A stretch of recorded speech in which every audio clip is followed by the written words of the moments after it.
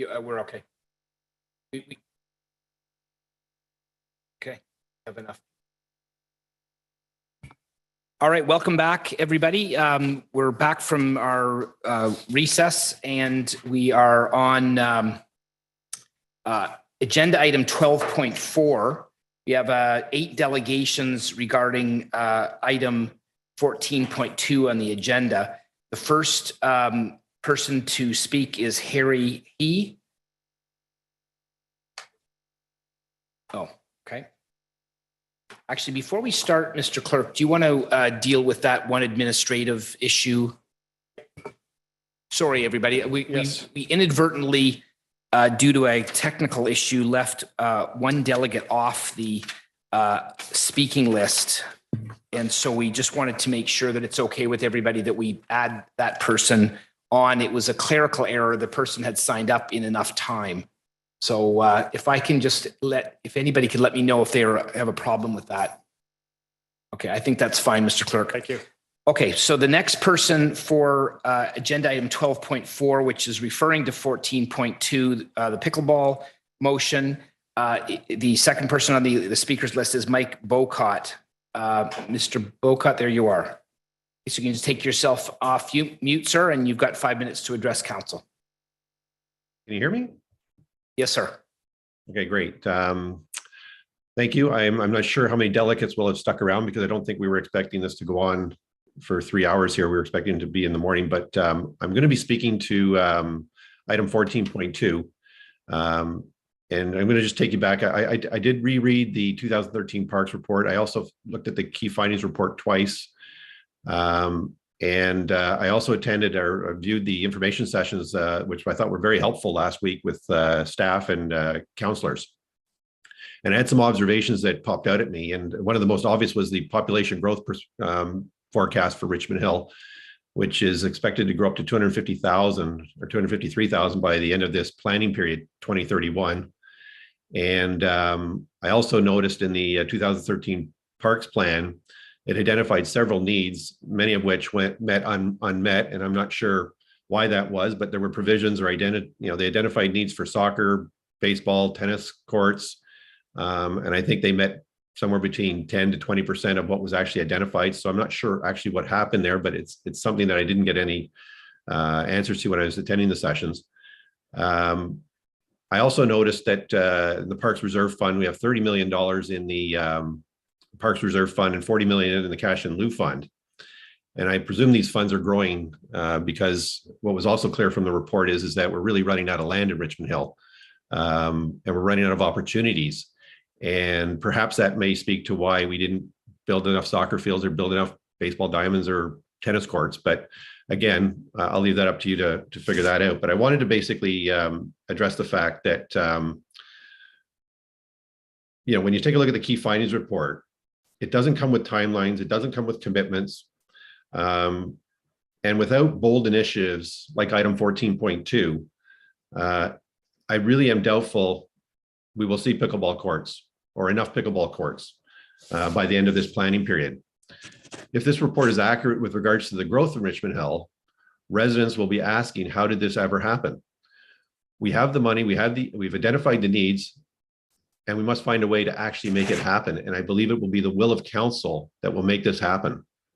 When you take a look at pickleball, one need only consider or Google, why is pickleball the fastest growing sport? And you will find locally, municipalities in Ontario, many of them that have put in pickleball courts have been met with increased demand as soon as they put in the courts. The USA is a perfect example. We know how fast it's growing there. This is not a fad. This will not disappear. And if it did disappear, you could simply reprovision the courts and make them tennis courts, because we actually need 12 to 15 more according to the report. But I don't think that'll be the case because I am very familiar with the growth in pickleball. Having come to it 2 years ago, I never thought it was to be this popular. I didn't see myself playing it until I was in my 70s, but it's now become addictive. And it's become addictive for a lot of people who have just taken it up for the first time or gone to one of our training sessions last summer. As I mentioned before, we ran classes that were full with waiting lists. I ran our first session this week on Monday night. It was packed full, learn to play pickleball with a waiting list. We did our strategy sessions last night, packed full with a waiting list. The demand is there. And all you need to do is, I believe one of the staff members mentioned that there's over 3,000 people in the database that play pickleball. That's in a city where we only have 2 courts, outdoor courts, and they're more recently built courts. So we know there's demand there. We just need the courts. If you take a look at the drop-in sessions and you look at KCP, we know they're packed full. We also know that pickleball checks all the boxes identified in the key priorities identified in the reports. You know, it appeals to both genders. You've got to be kidding me. Oh boy, I'm never going to get through all this stuff. If you can indulge me and let me go on for a bit, I would appreciate that. Otherwise, there's just so much you guys have to hear about this stuff, but it checks all the boxes for what you're looking for. It's inclusive. It appeals mostly to women. Out of the classes they ran all this week, they were all women playing, wanting to learn pickleball. There are numerous municipalities throughout Ontario that have put in pickleball courts, and the best example I have for you is Hamilton. They built 6 courts in 2015, and within 2 or 3 months, they were packed full. They now have 24 courts. The provisioning ratio is 1 for 20,000, 1 court for 20,000 people. With Richmond Hill's population, that would equate to 10 courts needed yesterday. I am absolutely convinced. I've never seen a sport like this that can grow this quickly, and I understand why it's growing this quickly. And I would encourage every one of you to figure out what is happening with the sport of pickleball, because it is going to be here for a long time. And I think we could look at places like David Dunlop Park, which is a destination park. Mr. Bocott, I'm sorry. Can you wrap up as quickly as you can? We've got a whole bunch of delegates after this, and I appreciate what you're talking about. I think you're going to find a lot of delegates have dropped off. Well, regardless, just if you can finish up as quickly as possible, just out of respect for everybody else. Thank you. Yes, I will. So just to take a look at David Dunlop Park. Point of order. Point of order. Point of order from Councillor Pirelli. Yeah, thank you. Sorry, Mr. Bocott, for interrupting. Mr. Chairman, there's no one on this list that has more involvement and knowledge in pickleball than Mr. Bocott himself. In light of the fact that Mr. He is not available, I would respectfully ask my colleagues on council to allow Mr. Bocott to finish his thoughts. His commentary is so vitally important to the decision we're about to make today. Regional and local Councillor Pirelli, So I'll make a ruling on that. We do have a procedure. We have like a whole bunch of people still delegating both on this and the other issue that we're dealing with today. So Mr. Bocott, I just respectfully ask if you can finish up as quickly as possible. You've got a little bit of leeway, but we would ask you to wrap it up as quickly as you can. Sure, I'll try to wrap this up very quickly here. So with regards to David Dunlop Park, it's a underutilized park. It's a fabulous park if we actually turn it into something that people will actually go and visit. And I believe that if you put pickleball courts in there, that will become a huge popular destination park. It'll bring traffic from not only Richmond Hill, York Region, GTA, and perhaps all over Ontario, because you can actually run tournaments there. You'll bring people there that didn't even know David Dunlop Park existed, and then we have a beautiful park there. So I guess in response, and I'll just jump to the conclusion here. We have the money in the reserve funds. With the rate of growth that Richmond Hill is seeing, with all the developments going to be taking place over the next 5-10 years, that reserve fund is going to grow dramatically if we don't find the will to spend the money and put it to really good use. There are many sports I know that need use. We focus on the ones that are growing very quickly. Staff have already admitted this is growing leaps and bounds. There's no stopping it. And if it's the will of council to make this happen, I am convinced it will happen. It won't happen if we follow that report and we don't have bold initiatives like the ones that are being presented today.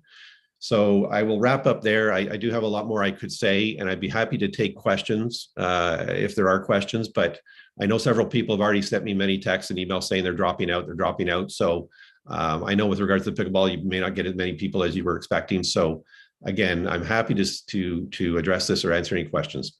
Thank you, Mr. Bocott.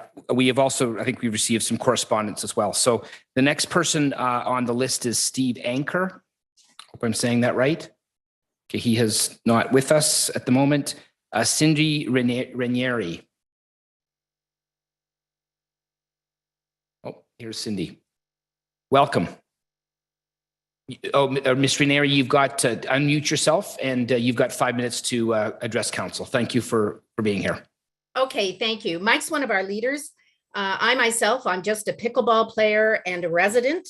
Mike mentioned that it's mostly women, and that might be his experience, but my experience is that I'm playing with men 90% of the time. Not that it matters, just that that's my experience. And some of the speakers have dropped out. You can be sure they've gone to play pickleball. That's why, if they can find a venue. King's College was mentioned, and King's College has 2 outdoor courts. However, you can wait between 50 minutes and 75 minutes to play a 10-minute game. Phenomenal number of people just standing around. Okay, so I'm a senior, I'm a resident of Richmond Hill, and I made a plan before I retired to stay active and healthy. So I've been playing for 6 years. I play every day I can find a venue. I play once, I play twice, or I play 3 times. Because I have to go to Bradford, Newmarket, Aurora, Etobicoke, North York, Toronto, and Scarborough to find a game. They are all drop-in and welcome to everybody. I should be able, I feel as a resident, I should be able to play closer to home. For the last 2 years, during COVID, there have been 4 of us who go over to Thornley Secondary School, and we clear the pickleball courts at the back of the school so we can play. We play in all kinds of weather except ice, snow, and wind. However, if it's -20 or -25, you can be sure we're out there at 7 a.m. 7 days a week. Pickleball players are desperate to play, and we will travel because we have to. Many days, I drive from one location to another location to another location to play pickleball. The problem for Richmond Hill here is that I do my errands, and especially now with the cost of gas. But I'm not spending my money in Richmond Hill. I'm spending my money in all these other communities.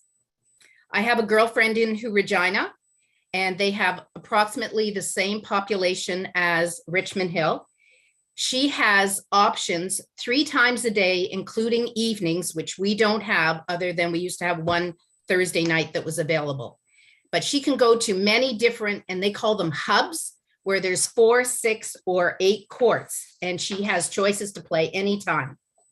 Some of the outdoor courts that we have, and Mike mentioned them, are makeshift, meaning that they've been painted over tennis courts. And because of this, the holes from the tennis court nets have left holes that fill up with water, ice, and snow in the spring, winter, whatever. And then you get these big cracks that go through the pickleball courts. We still play there because we have no other choice. There are a few indoor courts available to us, but they require pre-registration about a week beforehand or even 2 weeks beforehand. I don't know what I'm going to be doing at any particular time. The last point is because there are so few outdoor courts and so many people playing, that the outdoor courts that exist do need some maintenance to still be used. I'm hoping that you will look at our request for indoor and outdoor courts. Thank you. Thank you very much, Ms. Ranieri. The next person on our delegation list is Alexander Yutkin from Maple. He's not here, okay. The next one after that is Brian Cave. Oh, I see Mr. Cave flash up on the screen there. Oh, he's gone. Is he with us? Oh, Mr. Cave, if you can start your video so we can see you on the screen.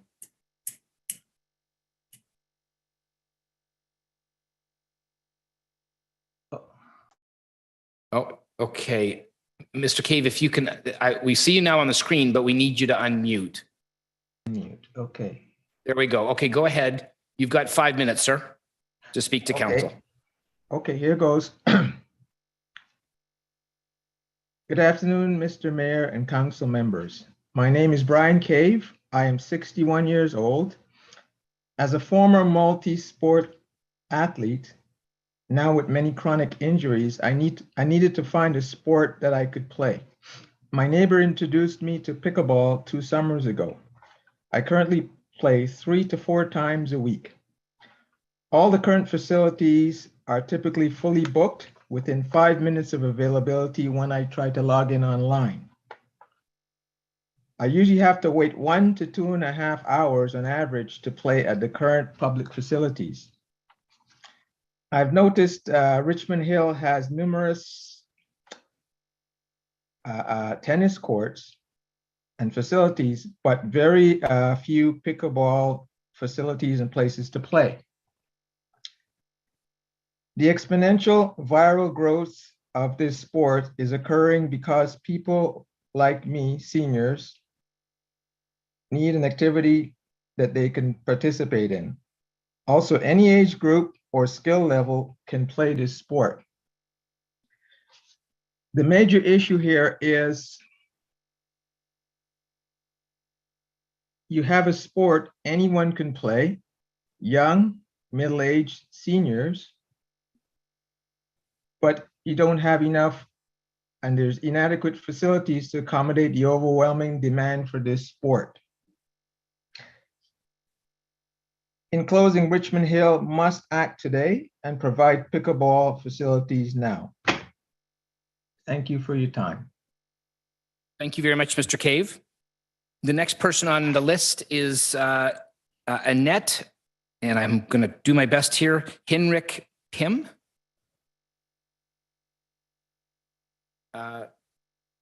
Is that person here? Yes, Henrik Pim. Yes, it is. I was pretty close. You were very close. Yes. Okay. Thanks very much. Welcome. You've got 5 minutes to address council. Okay. Thank you for letting me speak with respect to approve building more so desperately needed pickleball courts here in Richmond Hill. I'm a senior as well. I got introduced to the game up in Oro-Medonte visiting a friend, and then joined the pickleball network last year here in Richmond Hill.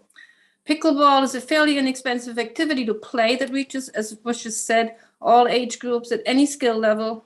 It brings community together across all ages and cultures. And given the pandemic, this is not only team building and community building, it also lifts everyone's spirit, given the ongoing pandemic.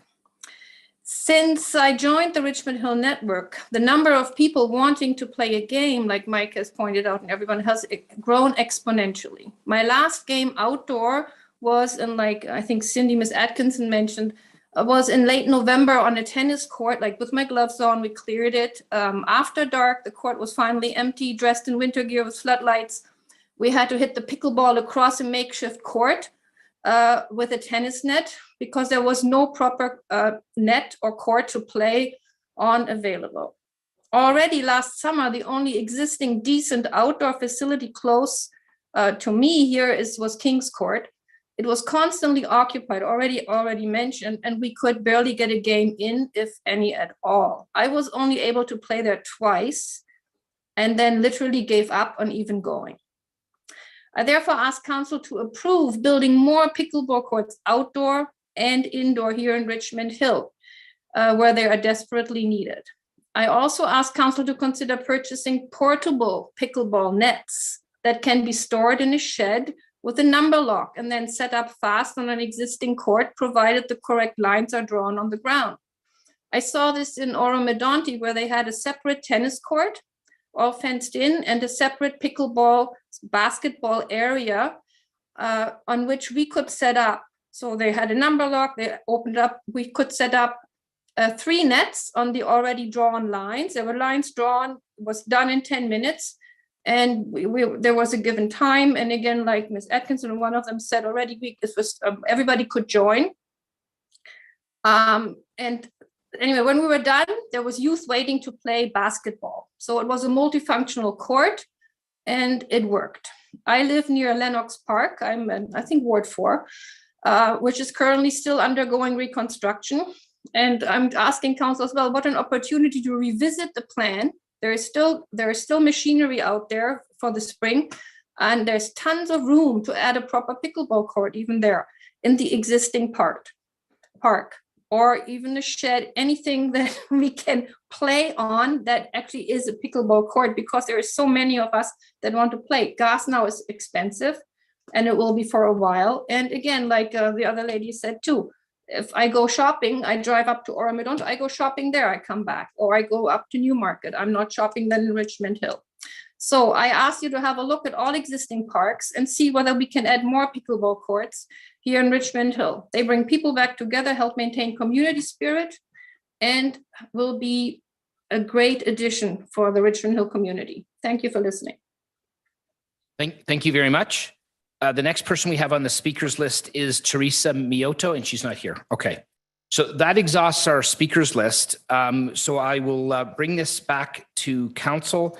This is item 14.2, and this was a member motion by Regional Local Councillor Pirelli. So we'll bring it back to you, sir.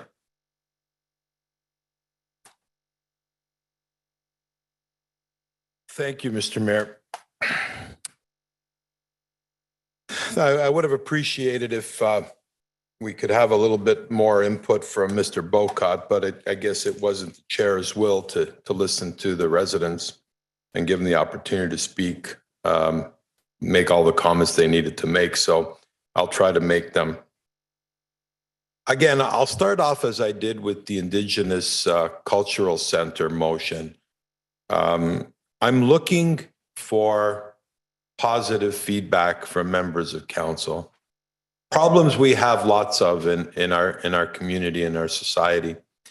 The pandemic, if it taught us anything, it taught us that outdoor activity is very important. It's important for our children. It's important for us. It's important for our seniors. I had my first opportunity to play pickleball last week. I can proudly say that I won one of the 3 games that I played against Mr. Bocott. He wasn't too happy. And he only beat me by 2 points on the last one. So it was very close. And he was astonished that he probably didn't believe me that was the first time I'd ever played pickleball. But in fact, it's a testament to what he's been saying. Here's a guy like me, overweight, out of shape, and never played the sport, never even played tennis, really. And here I am, I was able to compete with a guy who's been doing this for a long time and one-on-one. And so it really does speak to the fact that this is a very, very inclusive sport. It allows all kinds of people. And more people that I speak to want to play pickleball. It is absolutely amazing. We have, as Mr. Bocott said, we have money. We have taken money from developers. We've taken it from the tax rate, wherever it's come from. We have tens of millions of dollars sitting in bank accounts that we took for the purpose of providing these types of activities. Our plan in 2013 identified a certain number of pickleball courts. We did not create the ones that were needed from 2013. And that's why, instead of making more and more plans, I decided for action. Let's start building the courts. We need to give our staff proper direction. We need to impress upon staff that our residents demand this, and we need to provide it. Not in 5 years, not in 10 years, not in 2 years, but immediately. Here's one thing that a young child told me the other day. They said, Mr. Pirelli, you know that we can't play soccer on a bank account. And I was like, wow, I was floored by that comment. I've been using it ever since. And I say the same thing here. You can't play pickleball on a $30 million bank account, but you can take some of that money, create some courts. So through you, Mr. Chairman, I just want to give you an example of where there's a will, there's a way. If we could ask the clerk if he could put up, I gave him 2 drawings.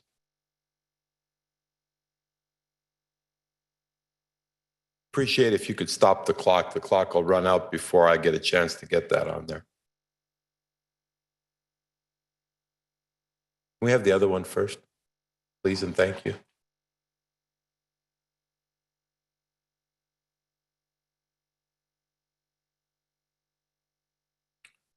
So members of the public, members of council, staff,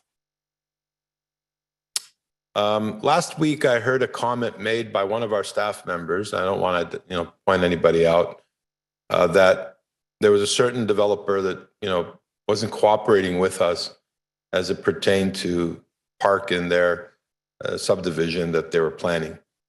And so I reached out to that organization known as Treasure Hill. And I said, I heard some disturbing information that you weren't cooperating with our staff. And they were a little taken back. They didn't understand what context the comment was made in.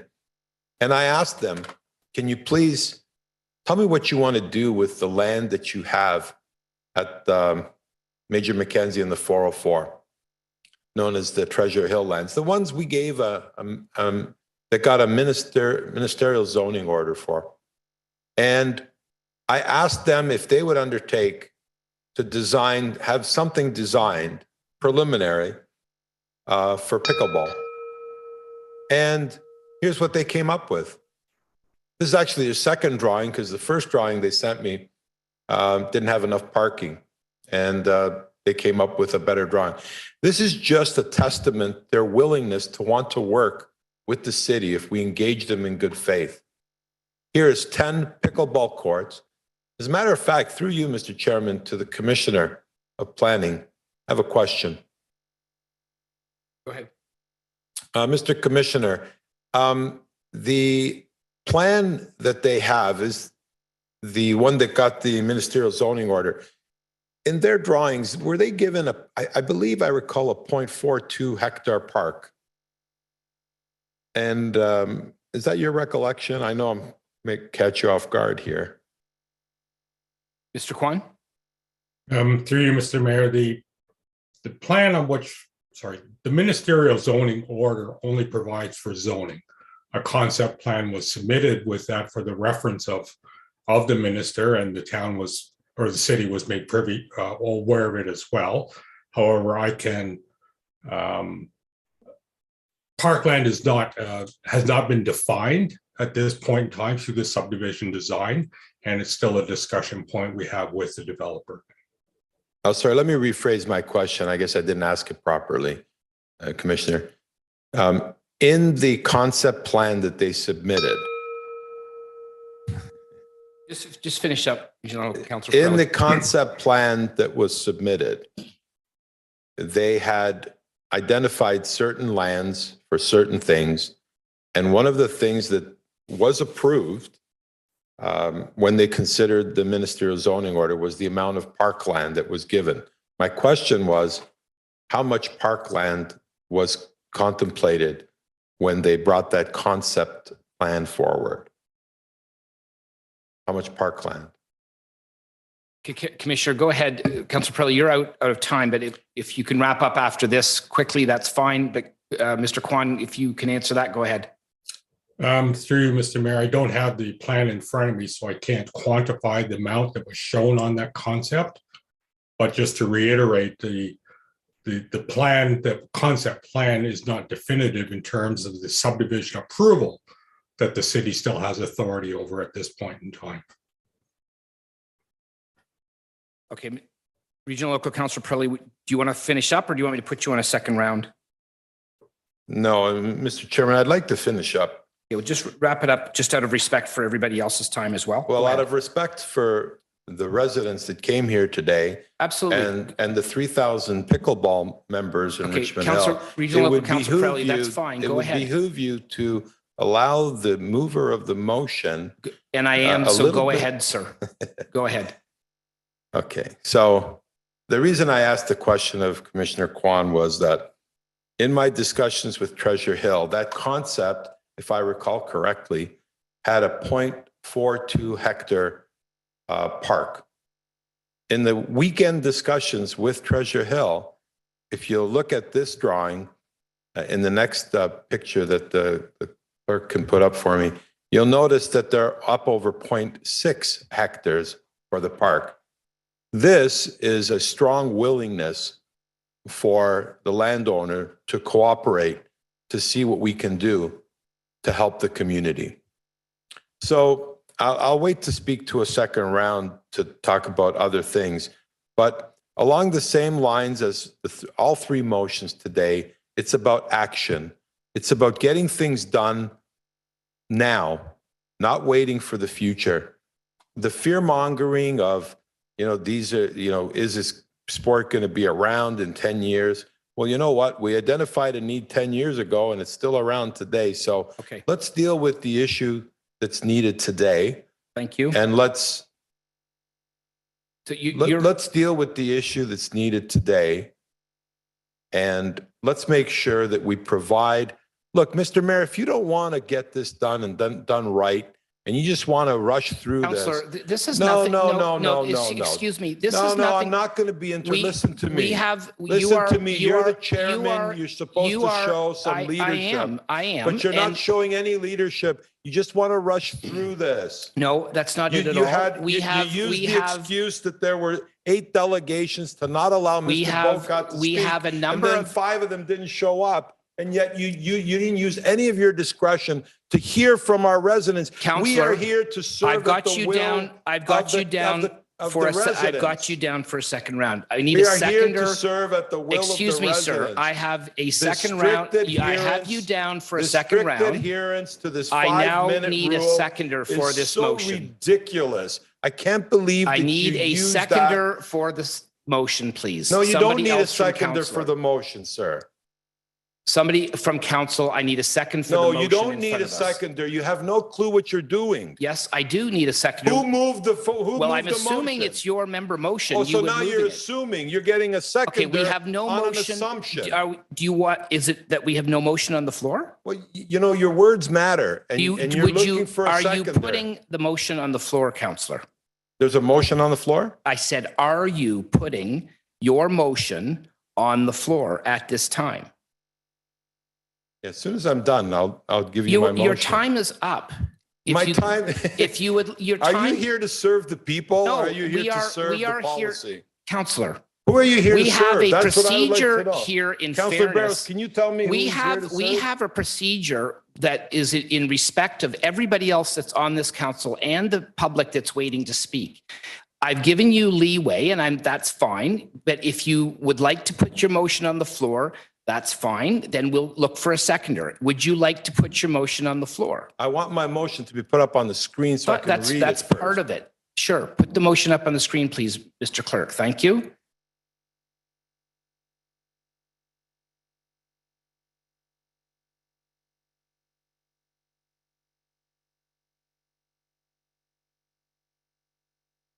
And we have fixed the fuzziness thing. Thank you, Mr. Clerk. So this is the motion that was presented in the council package. Regional Local Councillor Pirelli, that is what you are moving then? No. Through you to the clerk. If the clerk could please read it into the record for those that are at home and can't see it. Thank you. The proposed motion is whereas the game of pickleball was developed so that all members of a family could participate, and whereas pickleball is one of the fastest growing sports in North America, and whereas Richmond Hill has pickleball courts available at King's College Park for public use on a first come, first served basis, and two courts at Town Park, and whereas other municipalities such as Markham has 9 courts and 8 more scheduled for this year. Now therefore be it resolved that staff be authorized to take all steps necessary to install 20 pickleball courts by the end of the year, and that staff report back with progress at the next council meeting on March 23rd, 2022. Okay, Councillor, is that your motion that you'd like to move? That's the motion I'd like to move. Let me know when I can speak to it for the first round. You've spoken to it for the first round, but I will give you certainly let you know when we're onto the second round. No, I haven't. I am now looking for the clerk ruled earlier that once you move a motion, I am now looking for a seconder for the motion. Do we have a seconder for this motion from council?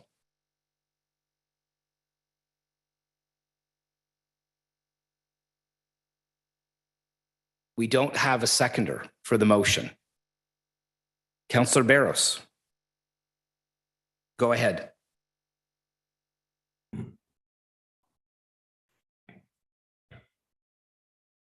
I'm happy to move the motion, but I don't want this to be used as my first time to speak. Well, you're seconding the motion, Councillor. Oh, the motion's already on the The floor? motion is on the floor. You are seconding the motion. Okay. I'll second the motion, but I don't want this to be my first time to speak. Well, it is your first time to speak. If you choose to I don't- second the motion, that's I your don't opportunity. choose to speak right now, but I want to second You- the motion by you- the show of my hand. Okay, this is, we're trying to get through this, folks. We need some cooperation here. Well, that So is the problem, we've Mr. got, Mayor. You just want to is there get through anybody it. else? You don't want to Is get there it right. anybody else that You would don't like? want- you just want Excuse to me, get through the excuse me, day. sir. No, I'm here That's all you responsible wanna for do. chairing the meeting for the benefit of all members of council and for the members of the public right now. Well, you didn't want to hear Is there from the anybody members of else the public. from the, anybody else from council right now that would like to speak to this motion? Okay, do I see everybody on the screen?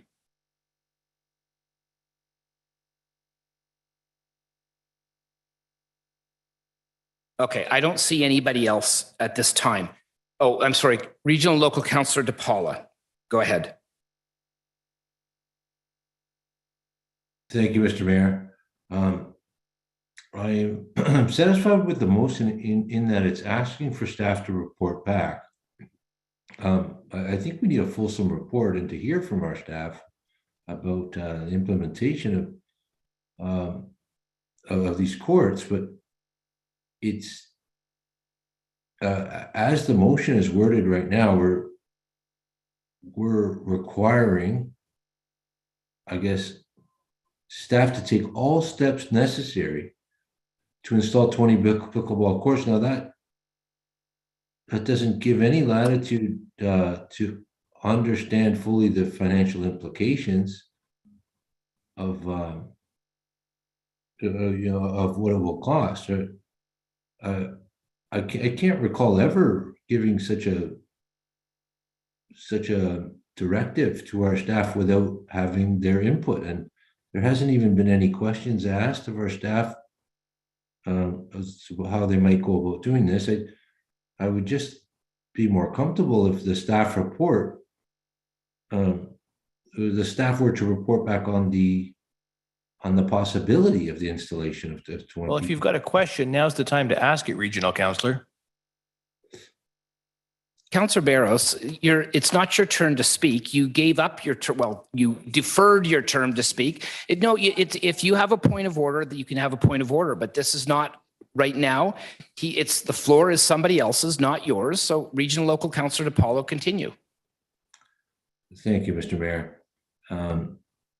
If the growing demand for pickleball is not a fad and not transitory in nature, it's something that is a long-term trend, then I would just be much more comfortable in approaching this in a more wholesome manner and looking at our needs in the next 5 to 10 years and how we can accommodate the demand for pickleball. I agree, and I don't dispute that there's an immediate demand right now that we're point of order. We're underserviced. Point of order from Councillor Munch. Councillor Munch. I'd love to talk about this topic, but where we're at procedurally has this been seconded? And then is the regional councillor speaking to seconding this motion or no? No, Councillor Munch, sorry. I think Councillor Thank you. Munch's video went out for a while. Councillor Munch, we've got moved by Regional Local Councillor Pirelli, seconded by Councillor Barros. So I think we're procedurally fine. Thank you. Go ahead, Councillor DePaula.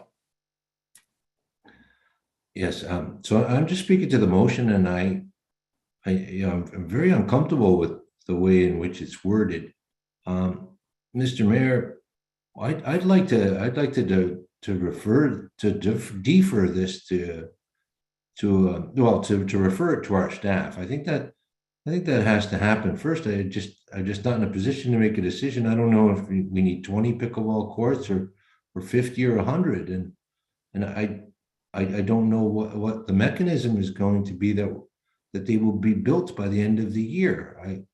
I don't even understand that. That's going into another term of council. I don't understand how our staff is acquiring the land, going to the design engineer and tender process in such a short period of time. And as long as our staff reports back and says that they have a way forward to achieve this, I'll be happy to support it. And Point of order. Point of order, Councillor Pirelli. Maybe Councillor DiPaolo didn't read the last sentence, and the staff report back Okay. with progress on the next. I'd like to remind everybody that March a 23rd, point of order 2020. is really only two things, right? If somebody's reputation is being impugned by the speaker, or if we're doing something procedurally incorrect.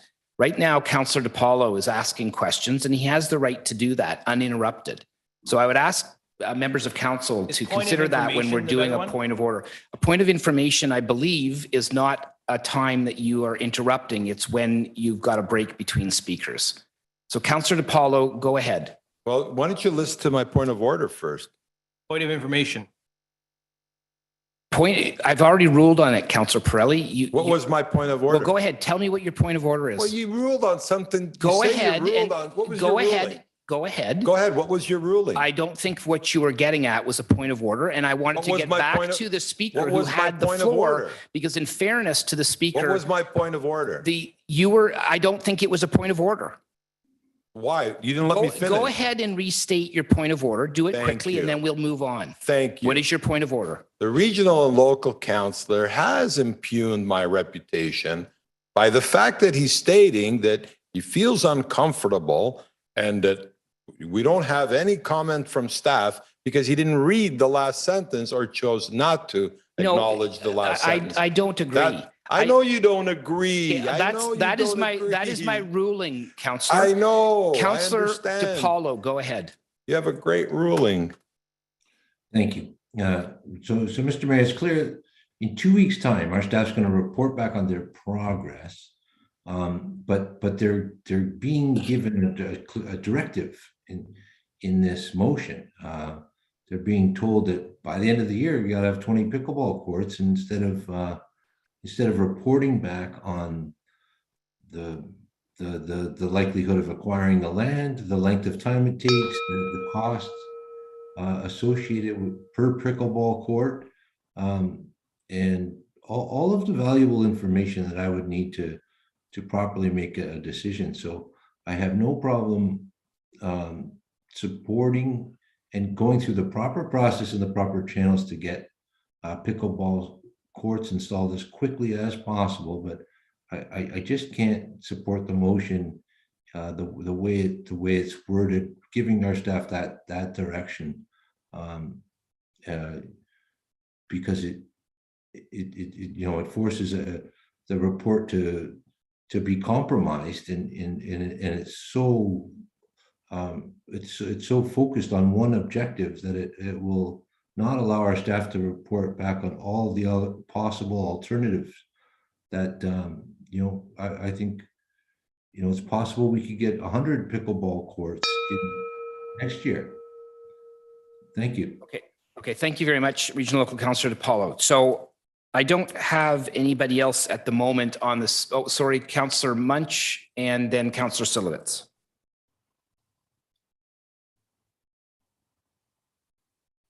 Councillor Munch, you're on. Okay, Sorry, go ahead. thank you. So I love pickleball. I love bocce. I love soccer. I love basketball. I like swimming. I'd like to see football, rugby. I'd like to see it all. The fact is that we have to put forward, we have a parks plan coming forward later on today. I love the Indigenous people. I want to help the people of Richmond Hill. And we need to put through a wholesome area of how we're going to engage the council. It's a great opportunity for us to engage today with a parks plan, but to say that we're going to cater to one particular area, not another. I like hiking trails. This council loves hiking trails. I don't see it in the parks plan. I don't see it where we're going. Point of information. Correct me if I'm wrong, Mr. Clerk, but a 5.7.9. point of information, can you enlighten me? A point of information, is that something you do to interrupt? Because I don't think the word interrupt is in there. 5.7.7. Mr. Clerk, before I rule.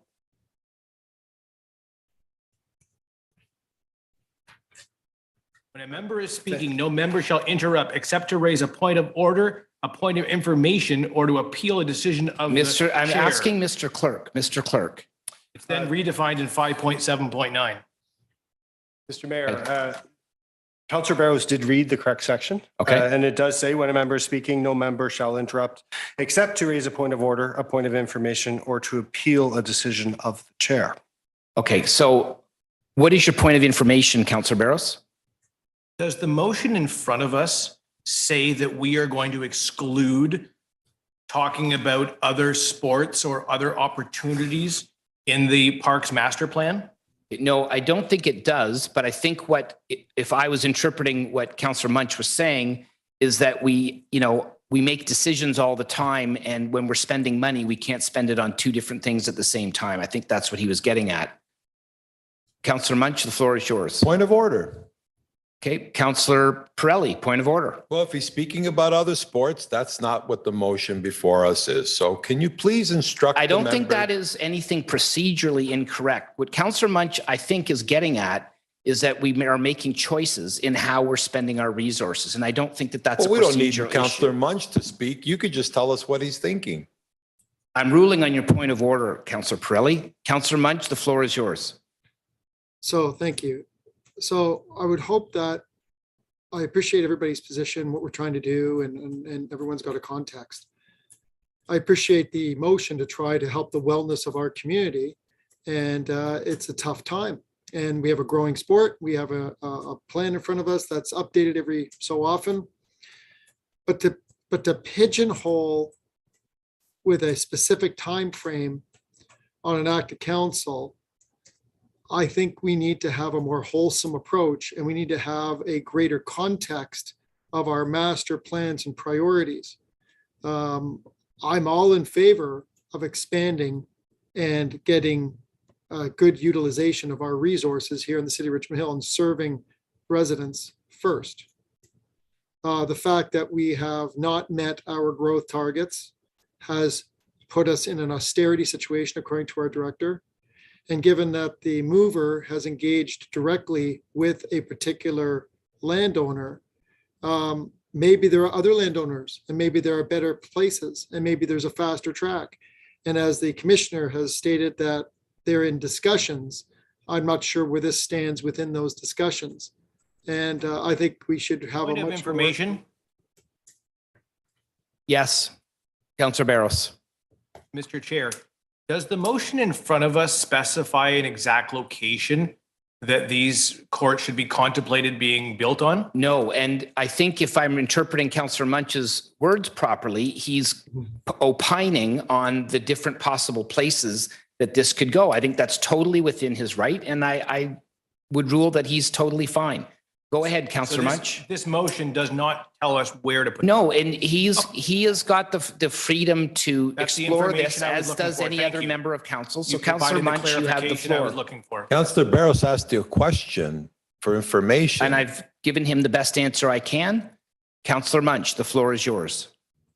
So I think I can speak for my area, and that has pickleball areas, has been referenced in Point of information.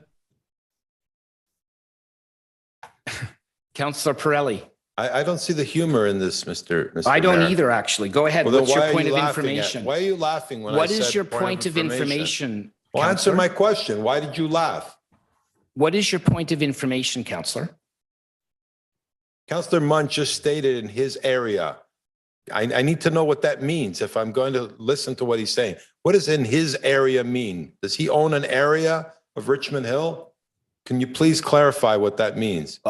So That's my point of I'm the Ward information. 2, in case you weren't aware, I'm the Ward 2 counselor. The Ward 2 boundaries are between Bayview and Young, Major Mackenzie, and Stovall Side Road.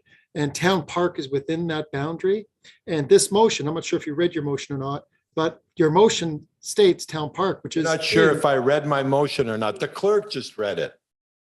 Councillor Munch, go ahead. No. What does that mean? Councillor Pirelli, What? Councillor, it's actually Councillor Munch's turn. But I have a to speak. point of information. No one's answered my question. He did. He just explained that to you. And now it's Councillor Munch's turn to talk. So Okay, Councillor Munch, but go he's ahead. missed- Councillor Pirelli, please. Okay, point It's of not, information. it's not fair to the rest of council for you to be interrupting. Councillor Well, Munch if is trying to if get you through. knew how to do your If job better, we Councillor wouldn't have Munch this problem now, would it we? is his turn to speak. Councillor Munch, go ahead.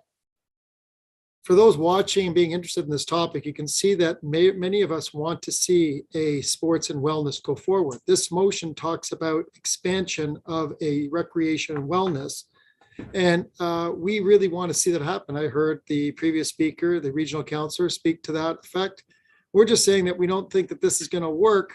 And to have this approach, the way that we're dialoguing right now, is, to me, not helping build a consensus to try to serve the benefits of Richmond Hill. And I'm saddened by that because it's pushing me further away, because this has to be a council engagement. And to me, this is all about leadership. Council should be directing the leadership and the prioritization of it. And we should have our staff very focused on executing our leadership on how it's going to go forward. This motion, by saying we exclusively want to focus on pickleball by March 23rd, when we have a parks plan in front of us and other priorities, I really think that it's not a holistic approach, and it's not going to allow us to execute a time frame and a need-based Richmond Hill. I'm not sure what the impacts are on this motion to other things that we're doing. So I ask you through the chair to staff, are they doing anything in regards to recreation that if this was to go forward, that this would take efforts away from other priority areas, or does staff have extra time to try to put a report together to try to do 20 pickleball by the end of next week, or by the 23rd, our next council meeting? Okay, I think I'll go to City Manager Jocelyn for this, if you can direct that. where Point of you want to. information, Councillor? Yes. does the motion in front of us have a time and date when staff should report back with information that they've found? It would certainly appear that way. Councillor Munch? Thank you for the clarification. Okay, thanks. That's pretty obvious. It's right there in the motion. So go ahead, City Manager Jocelyn. Through you, Mr. Mayor, I do have Director Lee on the panel, and I would ask Patrick Lee, our director, to speak about the process related to additional. Can we bring Mr. Lee on then, please?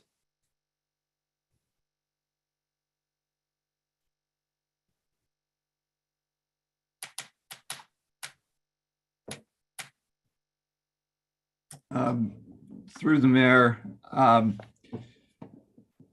staff can indeed report back, and I think that would be an ideal thing to do. The challenge is meeting a March 23rd report deadline. There are a number of investigations to be undertaken.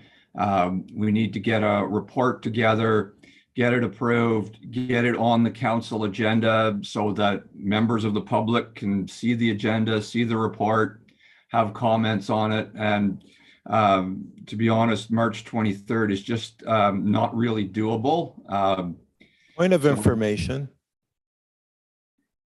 Regional Local Councillor Pirelli, point of information. Yes, could you clarify for me, please, Mr. Mayor, where Director Lee believes that a full report from staff is required by March 23rd? This is a question that Councillor Munch is asking. I think it is within his rights to ask this. He's asking the questions. This is the time to do so.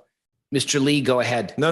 Answer my question. I have. My question is, where did Director Lee just commented that he doesn't believe that March 23rd is enough time for him to come back with a full report. So where does it say in the motion that we're speaking to? Nowhere. And then why would he make that comment? Because Mr. Lee is answering the question in the best way that he can, based on the question that Councillor Munch has said. Well, that's why we all need I would ask Mr. Lee to continue. Well, Go ahead. I would like everybody. That is not, I'm not it's not a point of information right now. I don't think this is appropriate. Mayor, Mr. Lee, Mr. you Mayor, have the if you- floor. Go if you ahead. don't want to help the residents of Richmond Hill to get exercise and get Mr. some Lee, pickleball courts, this has I nothing to do understand. with that. Mr. Lee, go ahead. has 100% to do with it. Thank you. Thank you, Mr. Mayor. As we've seen from some of the presenters with respect to pickleball, there's different things that different people want. Some people would be happy with relining tennis courts. Some people would like to see purpose-built courts. Some people would like to see indoor courts. Some people would be happy enough with relined tennis courts if there were pickleball nets owned by the city and stored in a building. Some people would like to see a collection of courts in one place. We've heard that some people want courts near their home so they don't have to drive as far. So upon all of this, in order for staff to report back to provide some recommendations to council on how best to come up with 20 pickleball courts, I think we need a little bit more time than March 23rd. Simple as that. Okay, thank you. Councillor Munch, go ahead. So I would like to do a referral motion. Okay, go ahead. So I would like to refer this to our Parks Key Directional Report scheduled for later this council meeting, so we could have a wholesome discussion, because I believe that this has to do with parks, has to do with our planning, has to do with our budgets. And I think all of that should fall into that discussion. I think to have this as a standalone unit before we holistically put it in our parks plan, I think that's what we should do. So I'm going to refer this to later in the meeting so we can make this as part of the parks discussion.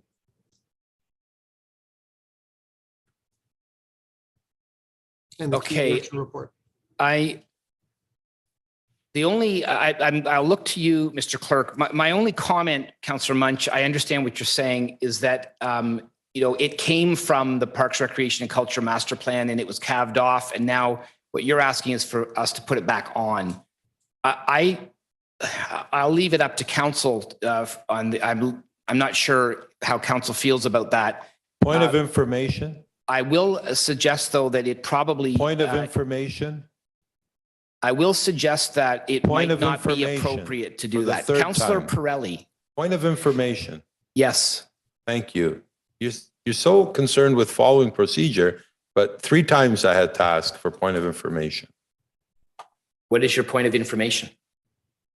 Well, give me a moment. After having asked it 4 times, I kind of forgot what my point of information was. Go ahead, carry on. And when I get to it, I'll interrupt again. Thank you.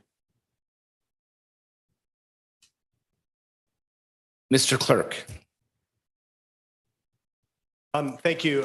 Point of information. Yes, Councillor. Thank you.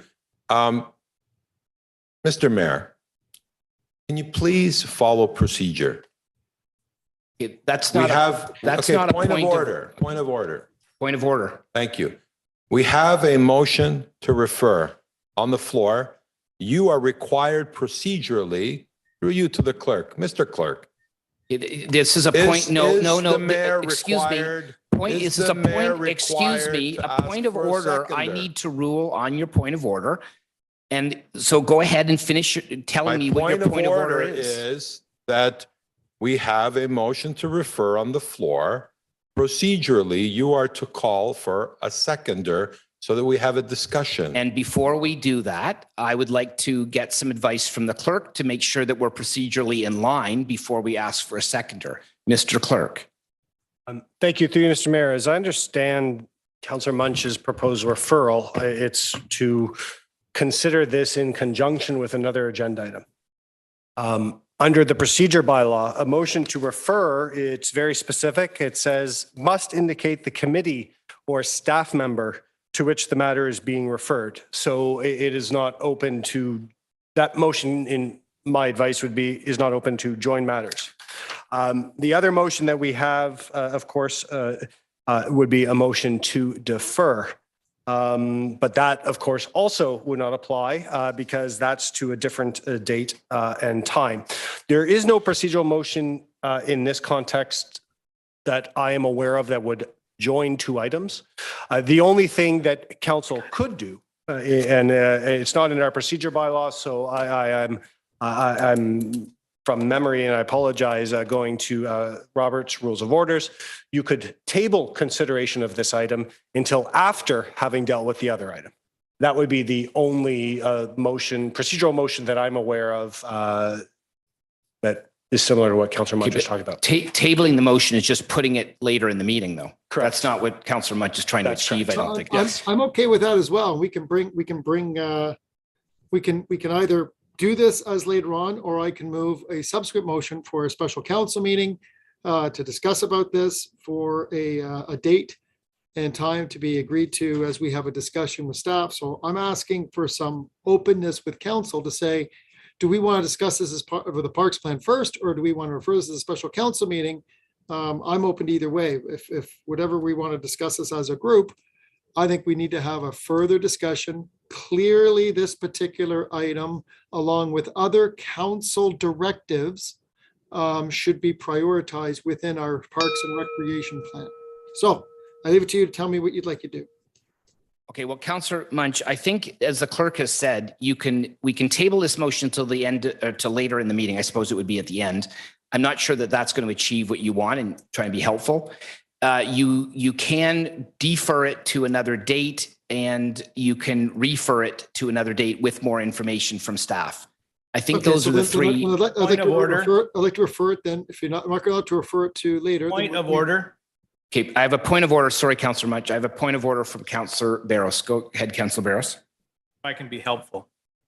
We had decided at a previous meeting that if you were to defer something and you said time and date, we decided that did not have to be an actual Gregorian calendar. It could be a place in history, meaning you could defer this motion until the item comes before council later today.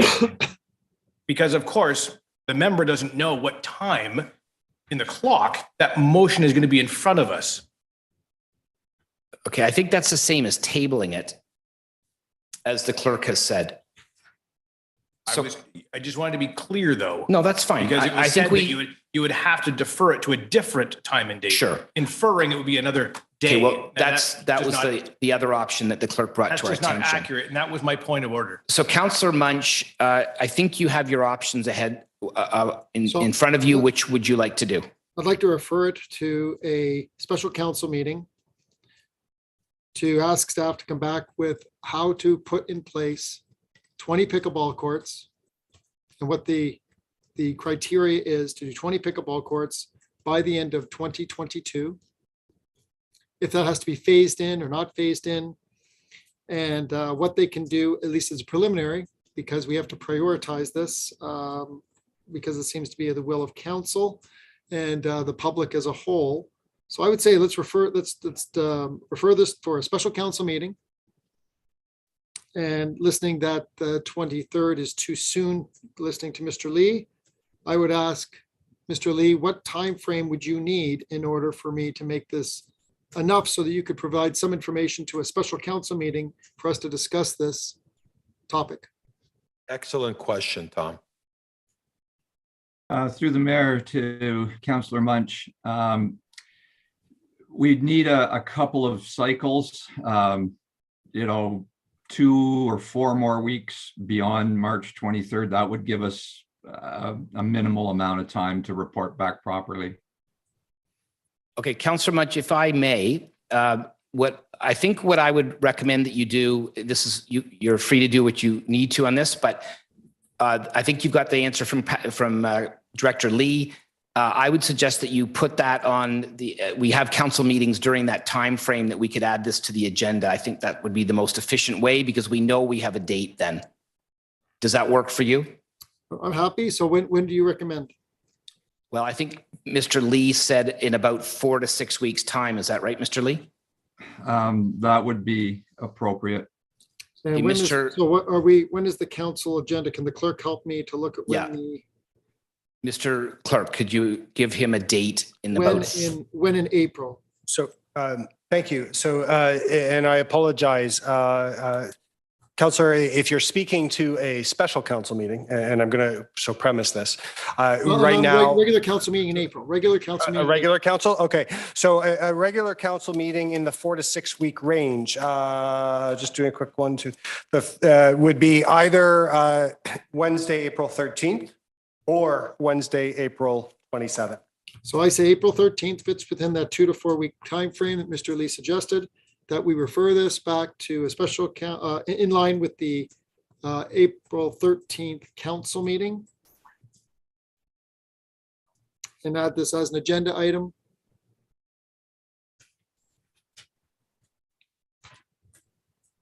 Okay. Is that it, Councillor Munch? Yeah. Okay. Have you got that, Mr. Clerk? Okay. So we have a referral motion on the floor at this time. Do I have a seconder for the referral motion? Councillor Silovitz? Go ahead, Councillor Silovitz. Thank you. Yeah, I'll definitely second this. I think it gives everybody some time to get to the right answers.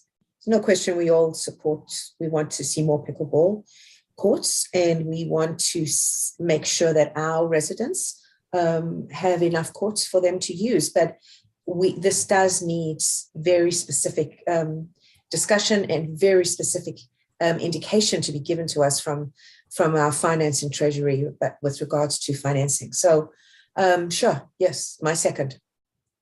Okay. Anybody else would like to speak to the referral motion? Councillor Pirelli. Greg, do you want to go? Councillor Pirelli, it's your turn. Thank you. No, Mr. Mayor, Councillor Barrows had his hand up. You didn't notice. I just wanted to be respectful. This is the exact spirit of cooperation that I was looking for. Thank you, Councillor Munch. This is the dialogue. This is a dialogue on action. We all want 20 pickleball courts, but I love the way Councillor DePaula was thinking. Maybe we need 100. That is even better. Let's start with 20. And if 100 is where we're going, that's fantabulous. I think 100 is a little bit too many personally, but maybe he knows better than me. But Councillor Munch, thank you so much. This is the spirit of cooperation. You've taken my lead on this to get it done, and you found a way to implement it. This is beautiful. Director Lee now knows if this passes what he has to get done in that time frame to bring us a real roadmap that gets us 20 courts. They may not all be in the same location. They may not all be indoors, but at least give us options so that we can start. Maybe we're just going to start with 4 pickleball courts or 6 or 8 or 10. I know he'll engage, and he's been engaging in good faith with Treasure Hill. Maybe those courts will come next year. But the point is, let's have action. Let's move on this. I'm happy to support this. Thank you, Councillor Munch. Thank you. Okay, I've got anybody else that would like to speak on the referral motion in front of us? Councillor Silvestre, I see your recorded vote. I'll just add quickly, thank you, Councillor Munch. That is very helpful. I think there are a number of questions that I think have not quite been answered at this point in time. We've heard many times, and I do not need convincing that pickleball is a growing sport. We absolutely, I'm seeing this. I've been hearing this for the last few years, and we're seeing this in other places other than Richmond Hill. I think we do need to make sure that we are putting the right number of courts, in the places that are most appropriate, that have parking, that are far enough away from houses. I understand pickleball is a little bit noisy. And have all of the other amenities that you'd expect, and also go well if it's going to be in an existing park, where in an existing park it would fit in well with all the future plans for that existing park. So I do believe that the time frame that we're giving our staff is probably going to be ambitious. And I know that staff will do the best that they can to get all of the answers, because there's actually, if you delve into this, as I have in the last little while, there are a bunch of questions that I think need to be answered in order to find the most appropriate location and the most appropriate distribution of those courts and so on. So I look forward to the report back if this motion passes, and I think we can go from there. And I do believe that's all I have to say on that. So seeing no other people wanting to speak on this, we've got Councillor Silovitz has asked for recorded vote. So over to you, Mr. Clerk. Thank you. Actually, sorry, Mr. Clerk, do we want to put that on the screen? Just, I'm not sure that we've seen it. It's a pretty simple motion, but just to make sure everybody's comfortable with it.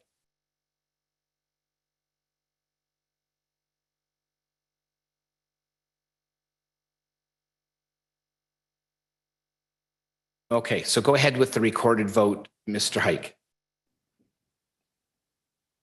Thank you through you, Mr. Mayor. Voting on the motion of Councillor Munch, seconded by Councillor Silovitz, to refer this matter to staff for a full report on April 13th council meeting. Councillor Silovitz. Yes. Thank you. Councillor Munch. Yes, please. Thank you. Councillor Chan. Yes. Thank you. Regional Local Councillor Pirelli. Yes, please. Thank you. You're welcome. Mayor West. Yes. Thank you. Councillor Barros. Yes. Thank you. Councillor Liu. Yes, please. Thank you. Regional Local Councillor DePaula. Yes. Thank you. That carries unanimously. Okay, thank you very much. So the next agenda item is 12.5. We have a number of different delegations, including the one that we added due to the administrative oversight. So we will start with delegation number 1, which is Brenda Fernandez. And this is all these delegations are about item 14.3, which is the item about the soccer bubble. So Ms. Fernandez, are you available? Yep. Okay, we're just getting her on. Hello. Welcome. You've got 5 minutes to address council, Ms. Fernandez. Good. So I just wanted to, be able to present myself and, talk about this motion in regards to putting up a dome for my family, for my family and the community for the city of Richmond Hill. So when my son and my family has been a part of GTA Kickoff since 2018. And during this time, we have seen my son, as a part of the Kickoff community, grow into a strong, resilient little boy who loves to represent his community and the home of Richmond Hill. During this time, my son, along with his teammates, continued to build a strong bond of love, care, and support that resonates to the parents and families within Kickoff.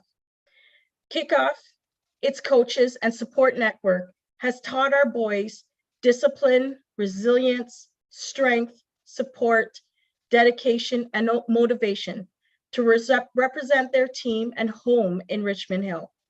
When our boys are out on the pitch, they display respect and manners, gratitude and pride, which continues to be a part of the brainstem to GTA Kickoff.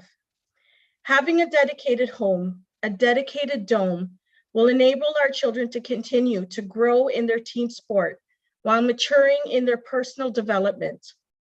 Driving long distances, adjusting our own schedules to meet unpredictable events, thus rearranging our time, creates a hindrance on such development. Richmond Hill needs another dome to support our team, to support our families, our boys, and our community. Our families are growing, our community is growing, and the city of Richmond Hill needs such facilities as another dome, a community facility to enable us to come together. Thank you very much. Thank you very much. And the next delegate we have is Lisa Balsamo. Okay, apparently she's coming in on the phone. Hi there, can you hear me? Yes, we can, Ms. Balsamo, go ahead. Okay, thank you very much. My name is Lisa Balsamo, and my children have been part of the Kickoff organization for over 5 years. In that time, they have learned so many important life skills, as well as building their skills to improve upon soccer and to love the game even more than they already did. We chose the Kickoff organization because their quality of coaching, dedication, and passion to children is unmatched. The impact KO has had upon my kids is overwhelming. Through this organization, we have developed long-lasting friendships, both with the children and the parents. Really, another family has been developed with Kickoff. We even came together as our Kickoff family to win the best float in the 2019 Santa Claus Parade in Richmond Hill. Lack of fields has caused lots of undue stress for our families because we have had to travel outside of Richmond Hill to Stouffville, Aurora, Vaughan, Woodbridge, anywhere, you name it, to get to training and to get to games. As you can imagine, this is very difficult and is given all our competing priorities. It is extremely frustrating and disappointing, especially knowing how much our community wants a bigger home for soccer in Richmond Hill. I firmly believe that we urgently need another soccer dome in Richmond Hill. We need to be able to provide the tools and facilities our children need to develop, build friendships, learn, and grow through the sport, and where we can continue to grow as a community. Thank you very much. Thank you very much, Ms. Balsamo. And the next speaker is Michael Balsamo. Okay, he is not here at the moment. Okay, we have the next speaker then is Paulo Volpe. Mr. Volpe, welcome. You've got 5 minutes to speak to council. Hi, sorry, can you hear me? Yes, we can. Thank you, Mayor West. Thank you, councillors. My name is Paulo Volpe. My family and I have resided in Richmond Hill for over 15 years. My children have trained at Kickoff GTA for the last 6 years. In those 6 years, not only have my kids developed exceptional soccer skills, but they've made long-lasting friends and been given a strong sense of community. The lack of playing fields impacted our family by driving for far long distance for training, unpredictable schedules, and rearranging our life to accommodate the programming. We've traveled to Vaughan, Stouffville, Aurora over those last 6 years because we've had no fields to play in. And it wasn't until last year when Councillor Pirelli helped us secure some of the fields in Richmond Hill. I have to tell you, there's a prestigious tournament called the Ivory Cup in Portugal for kids this April. And 2 boys aged 9 years old made the team out of hundreds. Those 2 boys originate from Richmond Hill and were trained at Kickoff GTA. They will be representing Canada at that tournament. When they win the tournament, should they thank Aurora or Stouffville, or should they thank Richmond Hill for their development? Richmond Hill needs another dome so our community can continue to grow and our children can continue to flourish through sport. Not only should you invest in our children, but I urge you to invest in our community. We're talking about the fastest growing sport in the world, the most profitable. The World Cup will be here in 40 years. Will we be ready, or will we be lagging behind again? Brampton and Mississauga just opened up 2 soccer domes and a full sports complex last year. They're developing so much talent there because they're investing in the right facilities.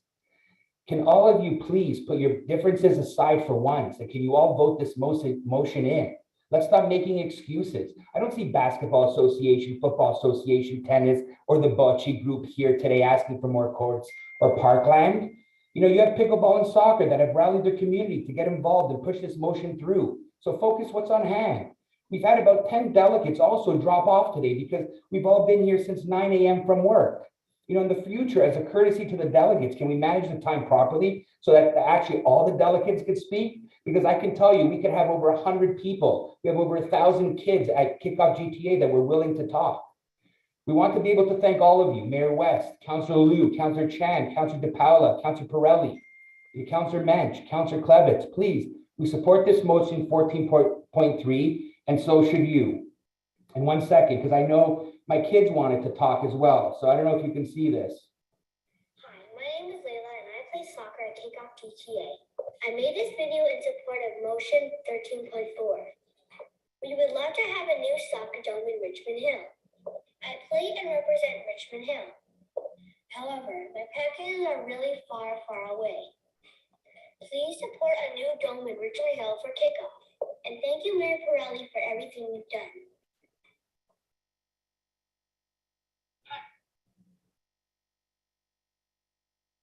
Hi, my name is Finn Volpe. I'm 11 years old, and I've been a member of Kickoff for 7 years. I've competed all across the province, and I've always represented Richmond Hill. But we've practiced in Stouffville, Maple, Vaughan, Woodbridge, etc. Please support motion 13.4 to help us build a new dome. If I make the 2026 World Cup representing Canada, I promise to shout out Richmond Hill. Thank you for all you've done, Councillor Pirelli. Anyways, thank you for your time, and I hope you guys have it all in you to pass this motion through. Thank you. Thank you very much, Mr. Volpe. Okay, so I presume a couple of those people that Mr. Volpe was had videos of were some of the delegates coming up. Do we have Vincent Volpe? Okay. And Kathy Volpe? Okay. So Kathy Volpe, if you're here, you can log on and unmute yourself, and you've got 5 minutes to address council. Hello, Council. Thank you for taking the time today to address our issues and our concerns with the motion to add a soccer dome to Richmond Hill. Our family has been training with Kickoff Richmond Hill for the past 7 years. We have, supported our coaches and tried to make arrangements to bring our kids into different locations wherever we've been able to find field space. We're very proud residents of Richmond Hill. We're supporters of the growth of our kids in the sports, considering the last couple of years, especially where our kids' mental health has been affected. Kickoff has been a place for our kids to feel at home and welcome, and we support the growth of Kickoff GTA, and we really, for the benefit of our kids, for our families, for our development, for their future, we hope that this motion can be approved. Okay, thank you very much, Ms. Volpe. We've got Christian Volpe, Leila Volpe are not, okay. And the next one, okay, we're skipping down to number 15. So that's Kelly Barriger from Toronto. Kelly? We're just getting her on the line right now.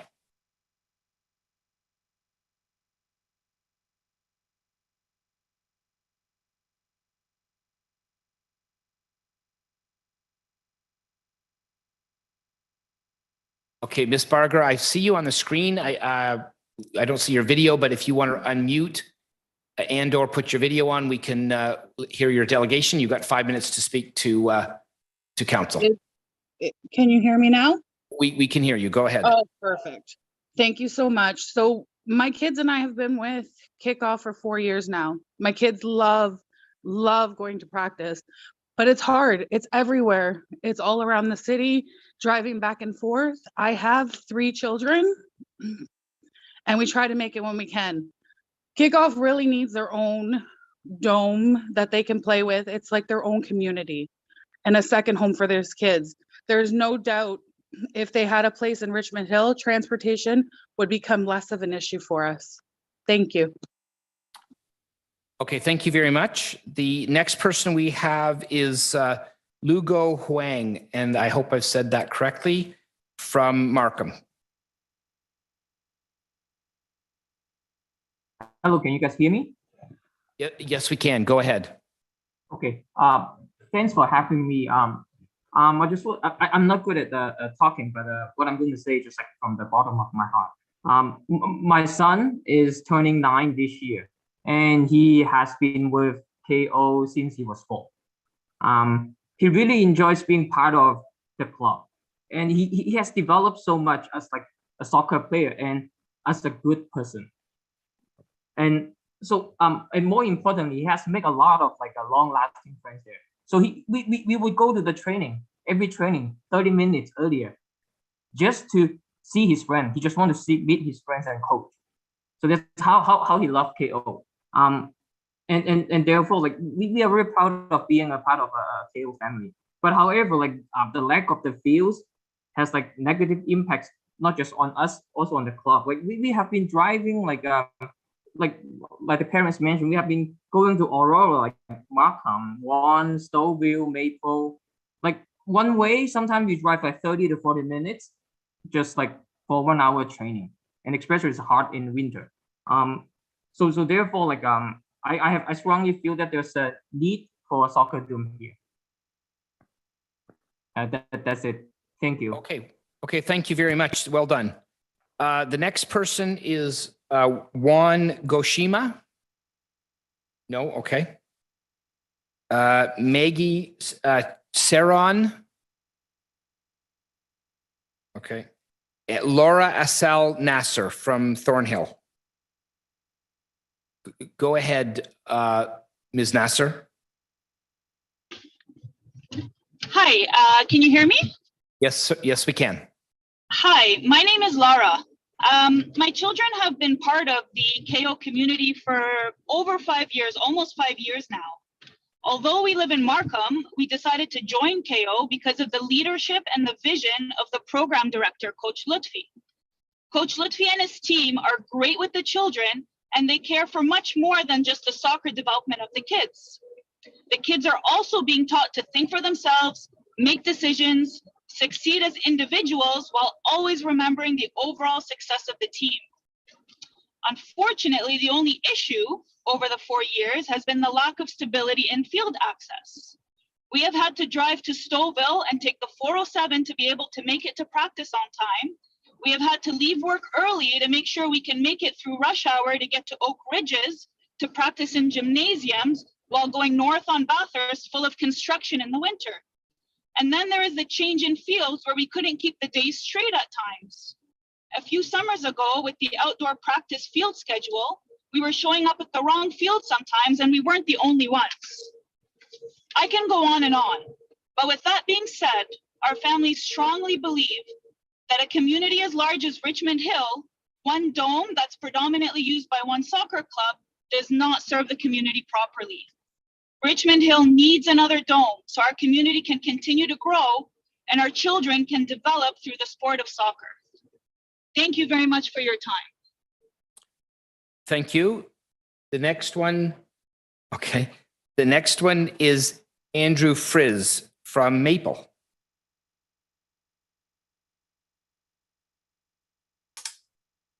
There we are. Go ahead, Mr. Frizz. Hello, can you hear me? We can. Yes, hello everyone. My name is Andrew Frizz. I'm a father of Daniel Frizz. He's my son, player, and a team member of the Kickoff Academy. We've been with Kickoff probably since day one, and it's feels like a long time, and we still love it. Their mission and their core values align with our family beliefs. So there's no doubt that Kickoff is doing a great and amazing job. They're a great coaching model, year-round training program, encourage development and growth of kids through.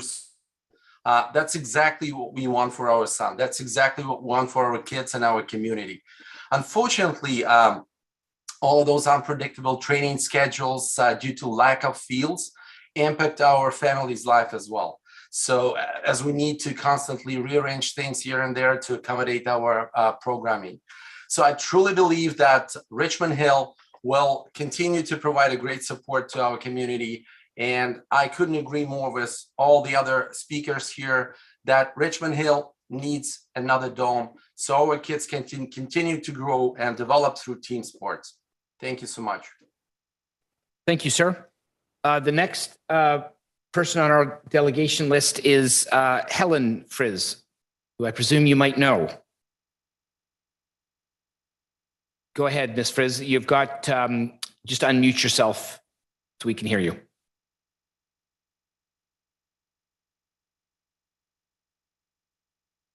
Hello. Hi, we can hear you. Go ahead. Hi, I'm Helen Frizz, and I am resident of York Region, living on the border of Vaughan and Richmond Hill. I don't really need 5 minutes of your time. My message is quite short. I'm here to vote for building another soccer dome in Richmond Hill. Our son is 10 years old now. He has been with KO GTA for 5 years already. He fell in love with soccer when he started working by himself. And I fell in love with the mission of the club we are so lucky to be with, to develop the kid first and the player second. Many parents from my son's school were approaching me about our soccer club. Unfortunately, they were, when they realizing that they had to drive to other cities for training and games, they were stopping thinking about it. As a mother, I know that we have to develop our kids both physically and mentally. And I found that our soccer club and a soccer environment itself is a great place where our kids can learn how to share, how to communicate with each other, work together as a team, and build relationships. I truly believe that building another soccer dome will help other parents to raise and develop their kids in a friendly and encouraging environment, so they will become responsible next generation of our country. Dear councillors, please help families of Richmond Hill and York region take their kids away from the computer screen and bring them to the soccer fields. Thank you. Thank you very much. And next person is Lutfi Askander. And I think, sir, you have a lot of very faithful clients. You are from the Kickoff GTA Academy. So go ahead, sir. That is correct. Thank you so much. So I think you get the gist of where this is going from our delegates. I'm going to take a different approach right now. On March 10th of 2020, we put together a petition to reallocate resources. We had over 400 signatures, and all we're asking for is one small soccer field in Richmond Hill to offer our programming. We were surprised to receive a call from Councillor Pirelli the following day, and as we chatted, we talked about the lack of resources available to us, the disadvantages we faced, and the fact that many of these permanent fields in Richmond Hill were actually going unoccupied. Councillor Pirelli seemed interested in our situation, and he promised to help us out where he can, and he did. He ended up getting us an outdoor soccer field. We then put together a report mentioning the two other community soccer groups, Richmond Hill Soccer Club and the Oak Ridges Soccer Club, so we can relay the full picture to the public. Our report included certainty. It was all derived from documents that we drew from their websites. To summarize the services offered, for the recreational and competitive program, they were charging their members a higher fee than we were charging our members.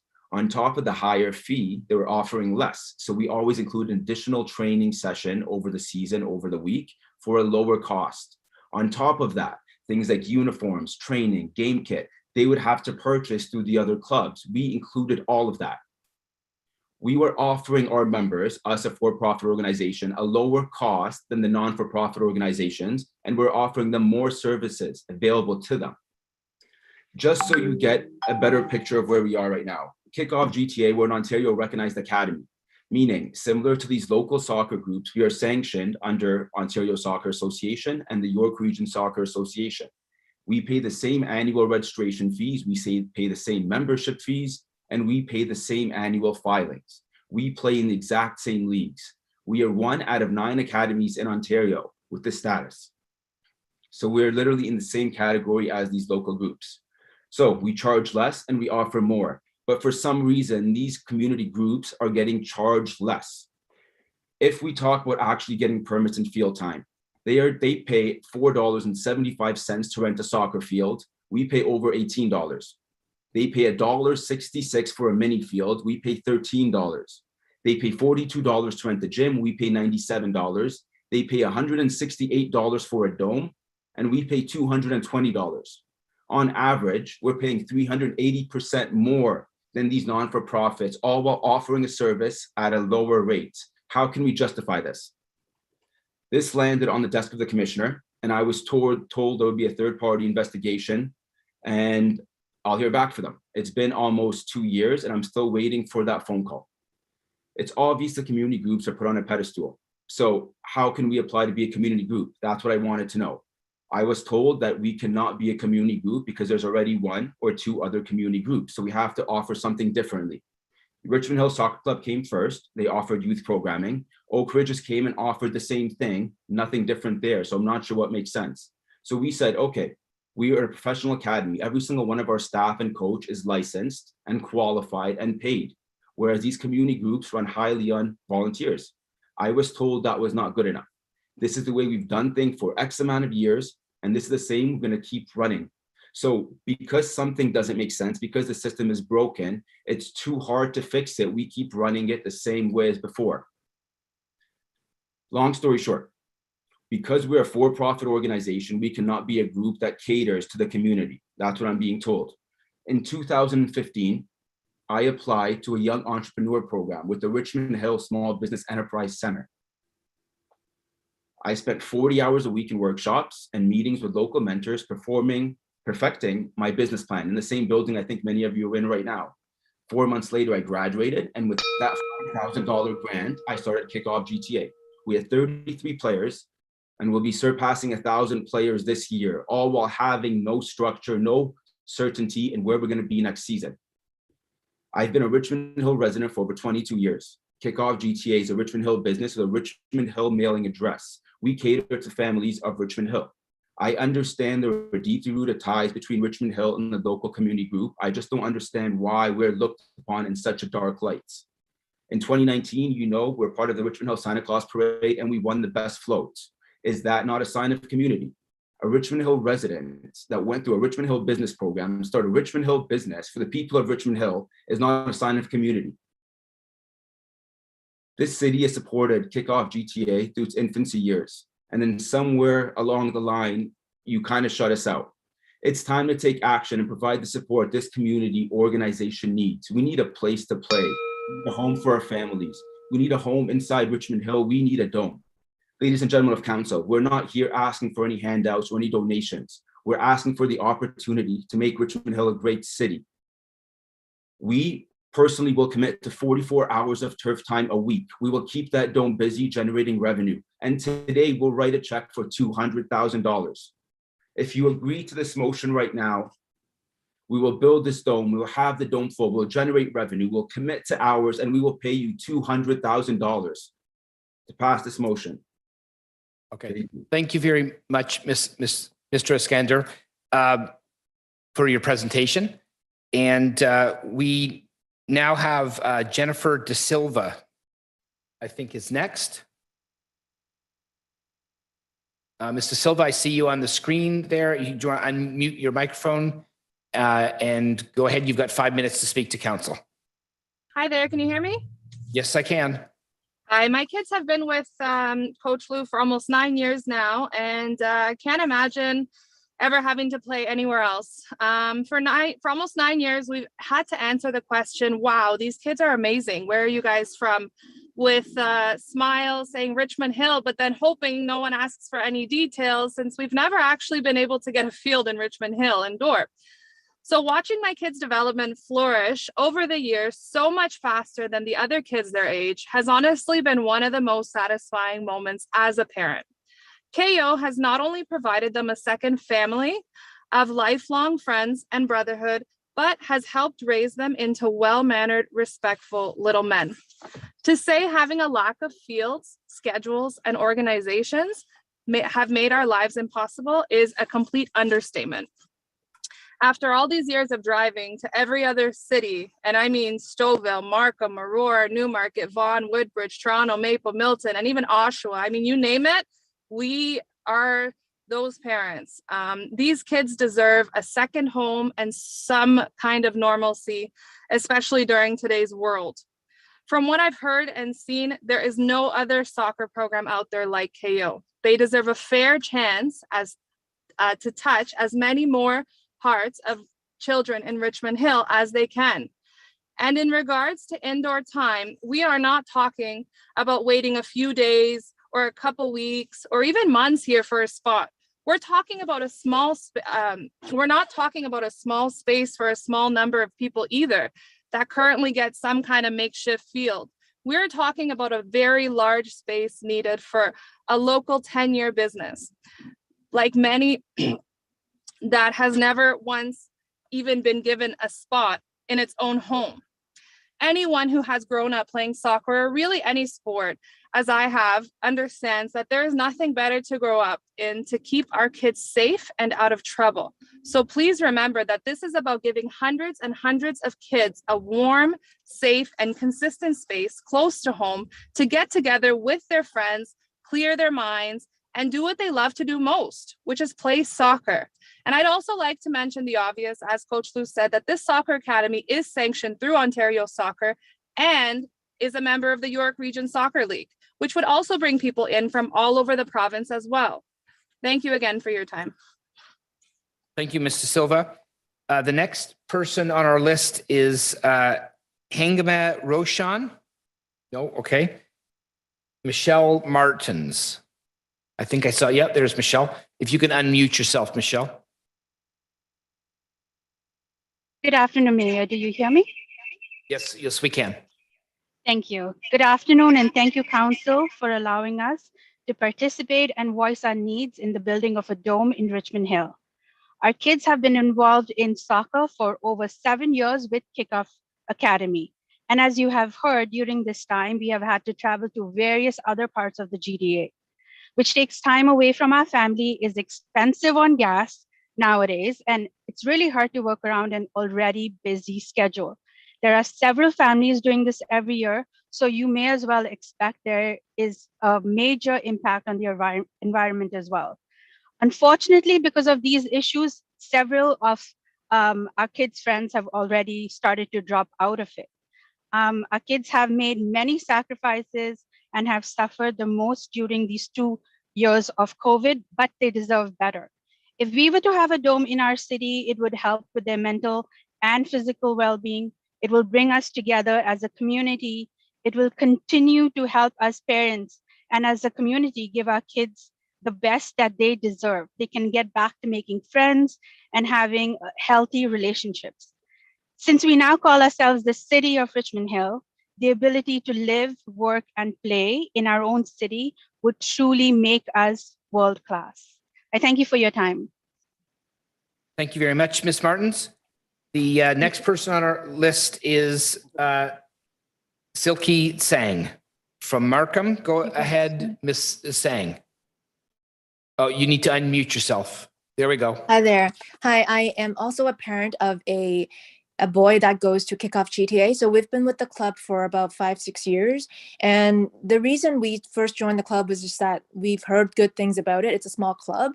And, you know, we could have gone to other bigger clubs, but we haven't. And we stuck by them for the last couple of years. And as we hear and have heard what Coach Lou was saying, you know, we understand that the last couple of years, most of his time is just spent on finding a place to play. And, you know, as a parent, driving a kid 3-4 times a week for over an hour or two just to get to a place to play soccer, to me is really hard to take. But as you can see, most of the parents that are here, they've been with the club for 5-6 years. So they've definitely shown that the club itself can pull together a lot of people and make good things happen. And kids want to play soccer. And part of what they need is for the parents to be able to drive them. And if we're living in Richmond Hill and we can't play in Richmond Hill, to me, that makes no sense. And as you can see at the Olympics, all the kids are growing and they're dreaming big and doing all of these things to help, you know, the country and bring back medals. You know, if we don't have a place to play, how are people going to train? So I think part of what we want to say here is just, if we can put in more effort to have people that are starting new, clubs that are starting new, to have a place to play, it will help the kids grow. Thank you. Thank you, Ms. Sang.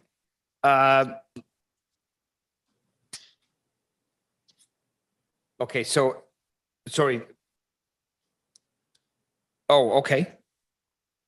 Sorry, I didn't catch the name.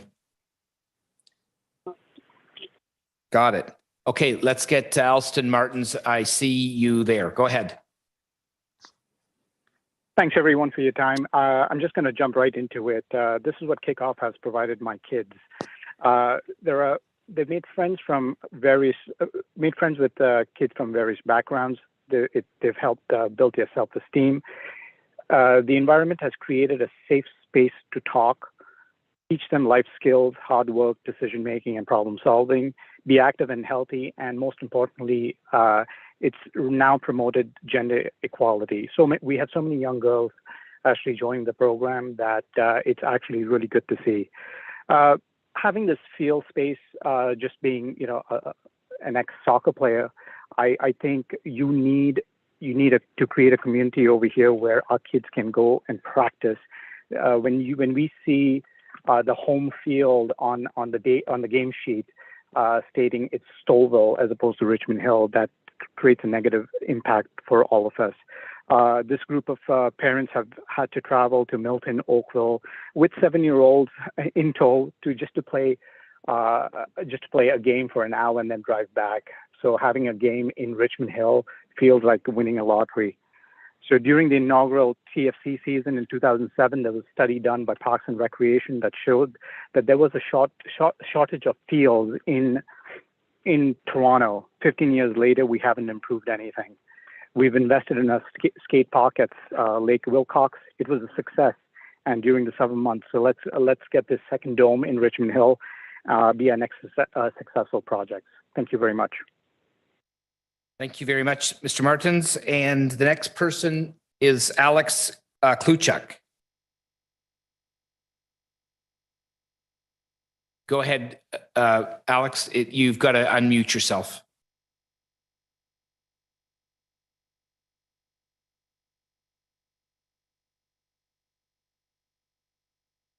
Through the mayor, Alex, if you can hit *6 on your telephone, that will allow you to unmute. There you go. We can hear you now. Thank you. Thank you, Mr. Mayor and councilors. I just wanted to say that I've been a resident of Richmond Hill for the last 12 years. I am a recreational soccer player myself, and I very much enjoy drop-in soccer programs provided in the winter on the turf field at the Richmond Green Dome, which we have now. This place is always extremely busy, and with our national soccer teams doing so well, soccer is ever so popular. I'm here to submit that Richmond Hill needs to put up a second dome. My son, who's 10 years old, he's been part of the Kickoff Academy for the last few years. We have 4 to 5 practices per week, and the traveling has been tremendously taxing on my son, other kids at the academy, and their families. Every 3-4 months, we have to change our schedules completely because of limited availability, high demand, and priority issues at the domes, especially in the winter months. This can all be alleviated if we had a second dome in the city of Richmond Hill. I actually cannot recall the last time that our academy actually played at the dome in Richmond Hill. It's entirely possible that we actually never played or trained there. In terms of the costs, I'm not an engineer, so I cannot estimate how expensive building another dome in the city of Richmond Hill would be. But I know that it's a temporary structure now that we have in the Richmond Green, and we have another turf field right beside it. So it should not be overly expensive to build up this temporary structure, at least for the winter months, over the second turf field. It is essential for our kids at kickoff and for their mental and physical health that they continue to train in the city of Richmond Hill without having to travel all around the York region. Thank you for listening. Thank you very much, sir. I think, Mr. Clerk, is that exhausts our speaking list at this time? Okay, thank you. All right, so I'll bring this back to council, and given that this was a member motion from Regional Local Councillor Pirelli, I will give the floor to you for your speaking time. And I presume that you want to move the motion that you've put forward.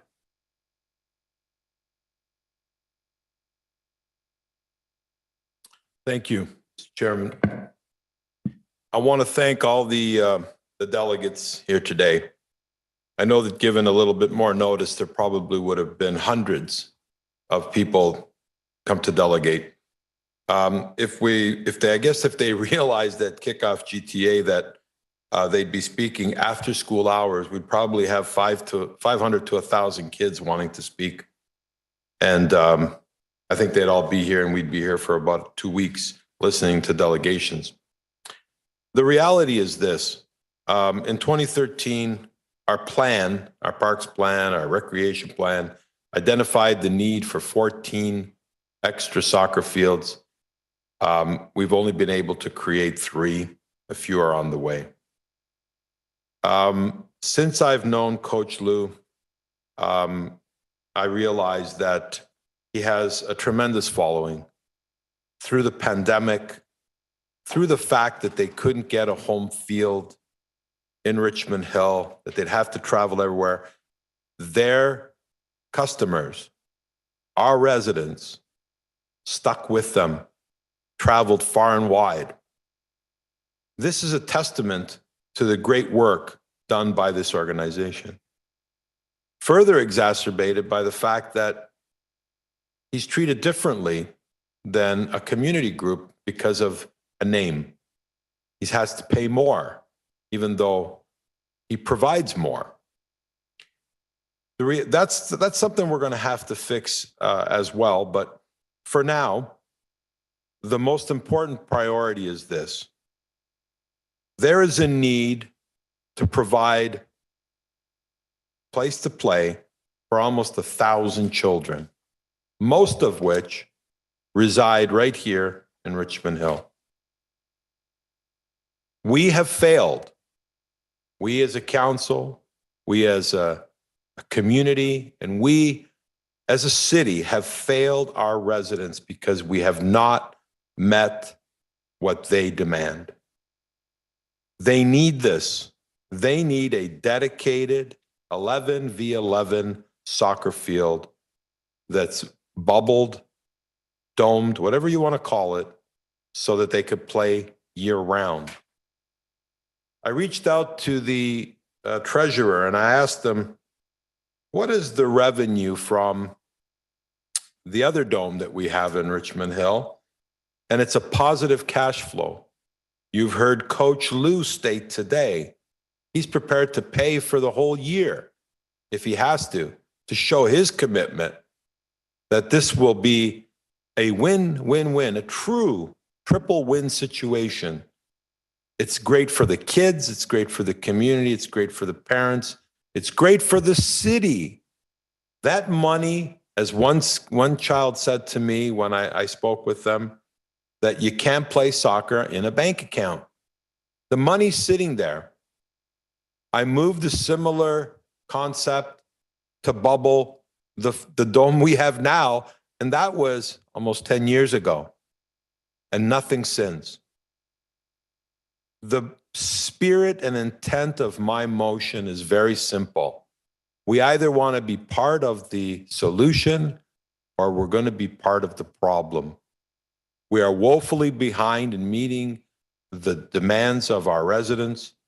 And this is, again, another motion that speaks to action, a motion of leadership. I stand behind Kickoff GTA. Maybe one of you from council can pick up the phone and ask them where these kids right now, 300, 400, 500 of them are playing soccer this winter. It's here in Richmond Hill. But it's not because of our staff, and it's not because of this council, because of one member of council got them a facility, me. And what's important now is that you don't make me do this alone. You support my motion. You support my initiative for these constituents, your residents. Like Paulo Volpe said, and I'll quote, stop making excuses.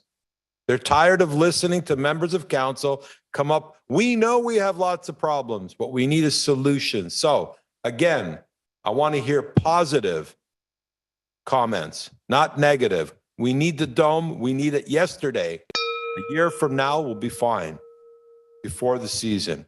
We've done this before. We know exactly what it takes to build a field. We know what it takes. We have all the engineering drawings already done because we did it at Richmond Green. So it's not something that we have to study. All we have to do is, if this council wants to give the residents what they desire, what they need, and what they deserve, then they'll vote yes and start the ball rolling so that we can have it done by the end of this summer season so that they'll have a place to play permanently for 10, 20, 30 years to come. Thank you. Thank you, Regional Local Councillor Pirelli. So at this time, I'm looking, so you're moving the motion, I presume? Thank you. Thank you. I'm looking now for a seconder for this motion.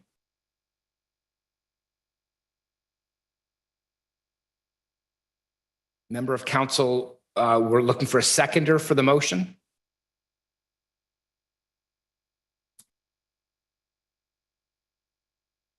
I'll move it with an amendment.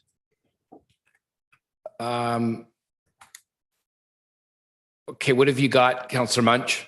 So I like the motion. I think we should refer to our April 13th motion with the one that we did just earlier and put this as a wholesome approach. So that would be my approach, to say we approve this motion and add another one saying we're moving this motion to also refer it in the interim to April 13th. And if that's not possible, then I ask somebody else to second it so I can move that motion.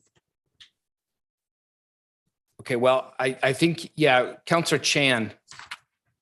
Sorry, Councillor Munch, I'll come back to you, okay? You bet.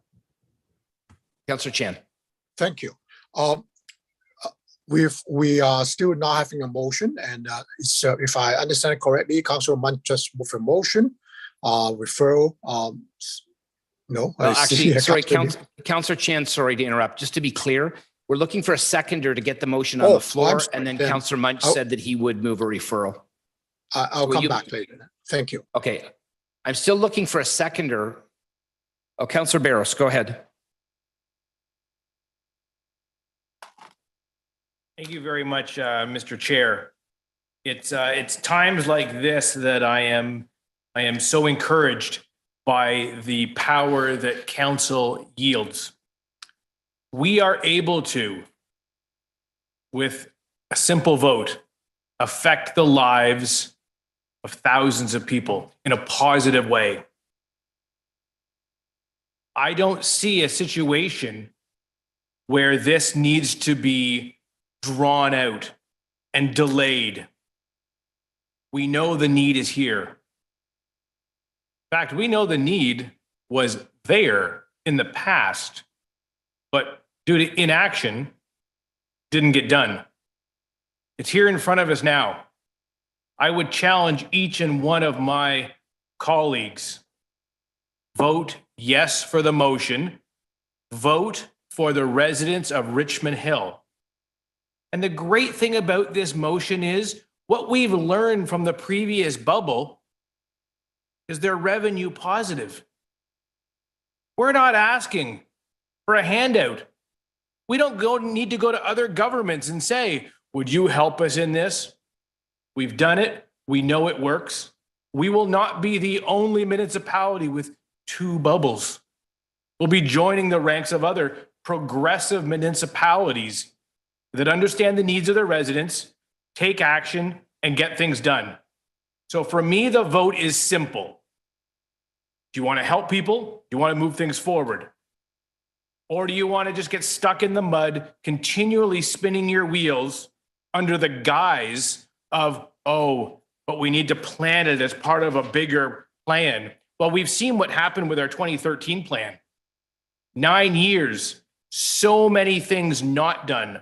Now, we've got to give credit where credit is due. Some things did happen, and those we're thankful for.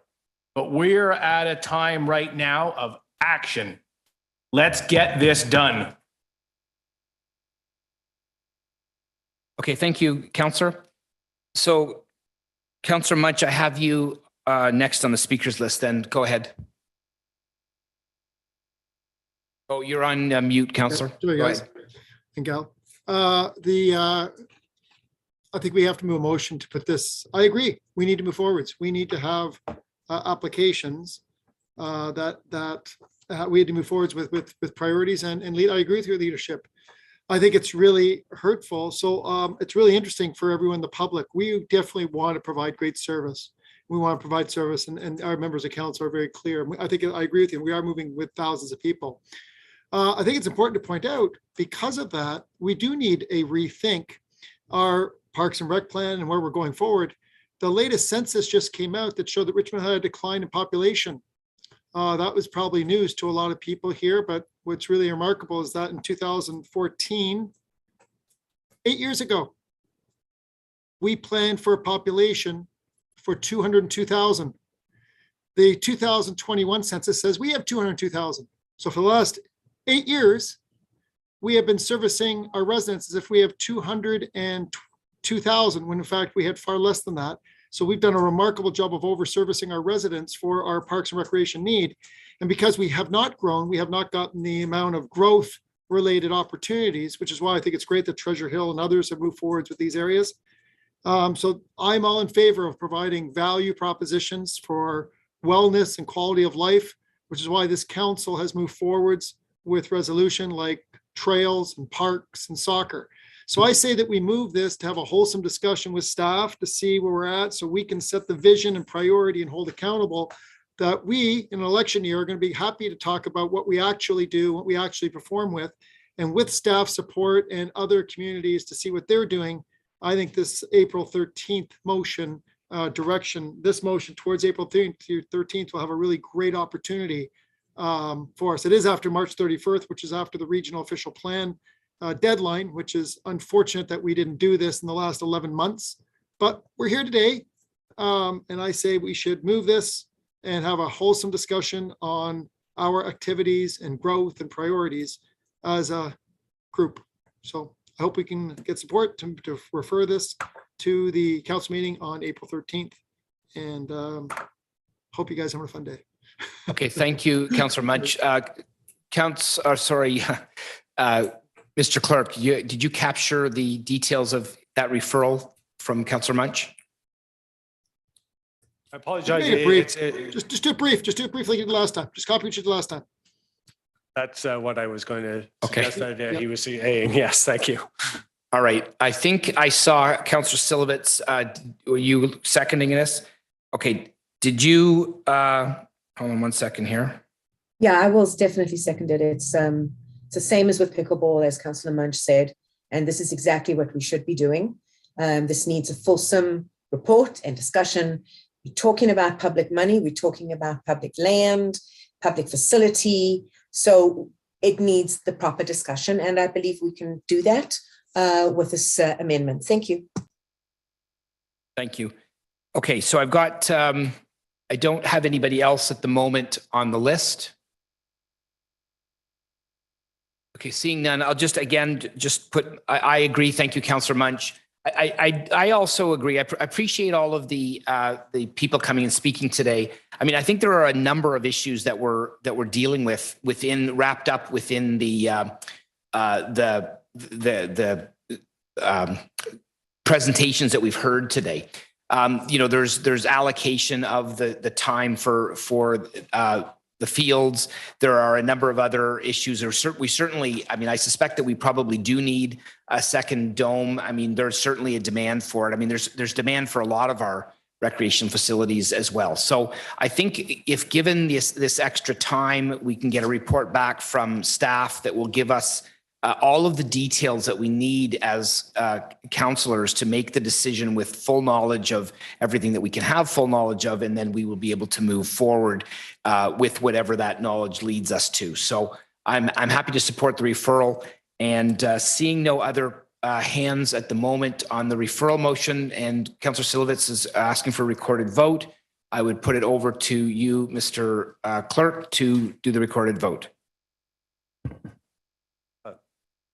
Thank you. To the mayor voting on the motion to refer this matter, Councillor Silovitz. Yes.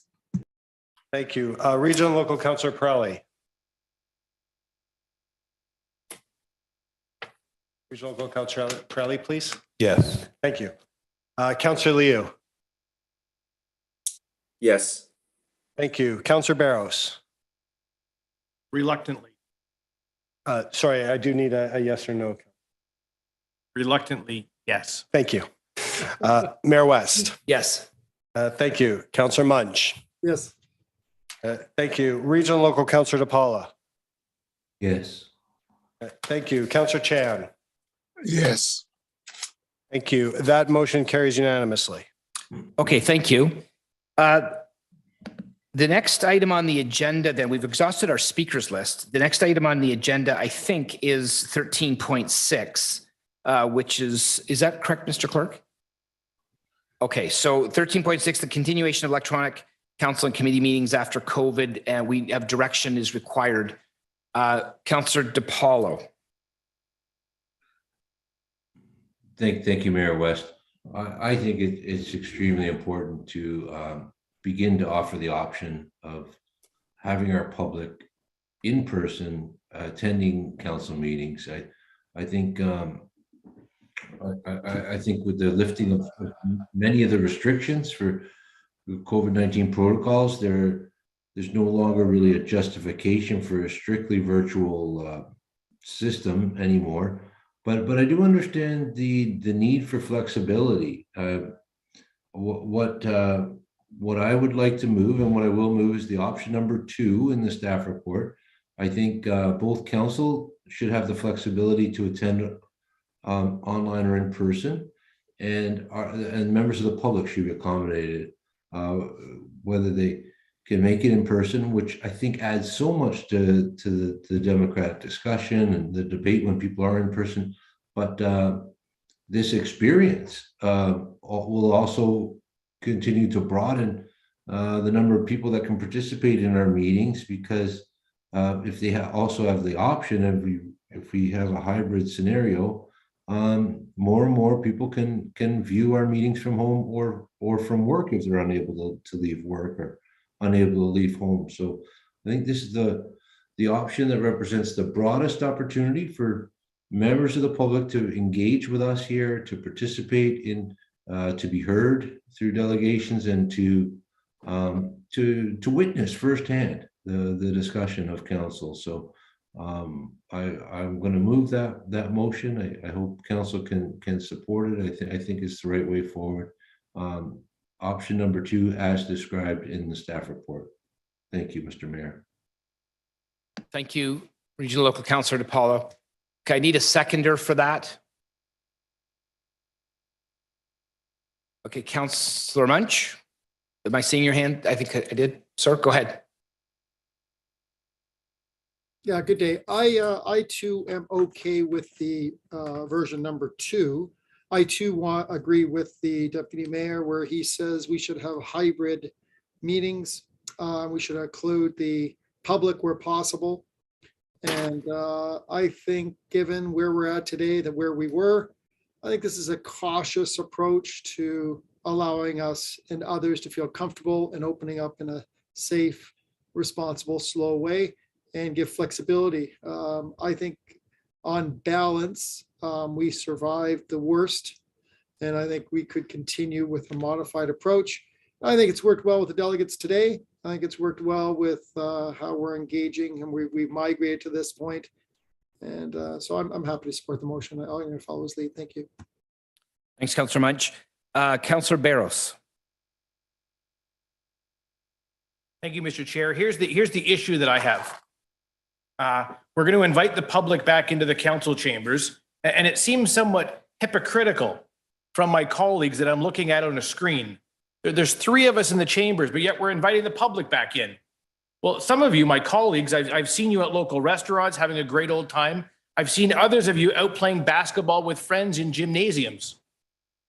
But yet you can't come into the council chambers to work? I have a problem with that. Now, some of you may have legitimate concerns. I mean, I see one councillor just down the hall from me in the office. There may be a legitimate concern there. I'm not going to speak for those legitimate concerns. However, I think it's a bit rich to say, let's invite the public back in, saying that from your own home. Now, I love the idea of, let's take a council public meeting, for example. I love the community engagement. Members can be at home. Members, when I say members of the public, can be at home, can tune in the meeting, can get their 5 minutes to speak, and then can tune out.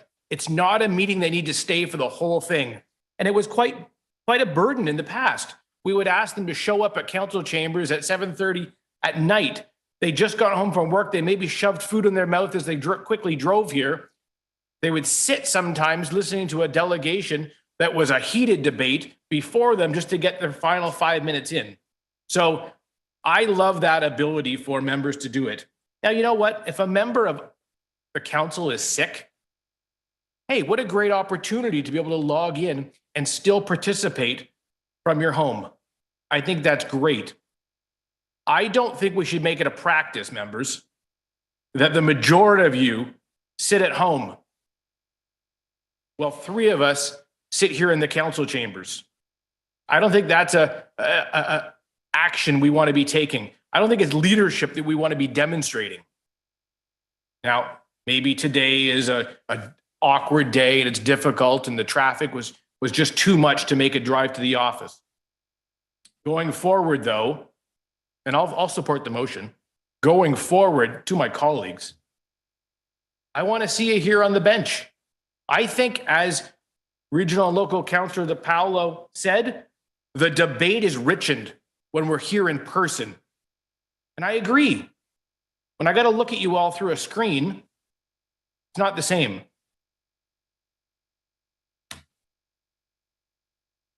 Thank you. Is there anybody else that would like to speak on this? I saw your hand, Councillor Silovitz. Oh, Councillor Pirelli, go ahead.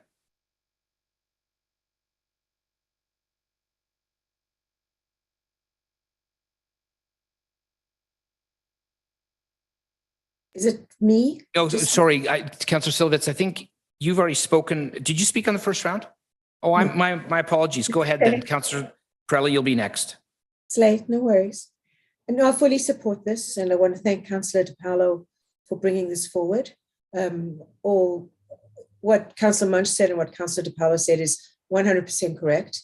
We are living in the 21st century, and I think it is necessary that this type of hybrid meeting is carried forward.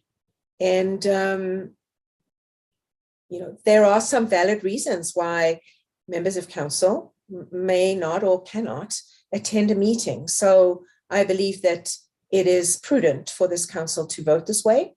It is inclusive of everybody, and it can include those who otherwise could not attend. And remember, through the Municipal Act, we are beholden to attend a specific amount of meetings in a row in order to retain our seats. So that is something that that everyone needs to understand as well. And by doing this, that is, we are able to fulfill that role. Thank you. Thank you, Councillor Silovitz. Councillor Pirelli. Well, thank you. I'm shocked to hear this motion before us. I don't know about everybody else, but everybody else seems to think it's okay. If we go back in history, members of council, the public came out. Organizations have been formed to hold us accountable. And part of holding us accountable is having access to us in person.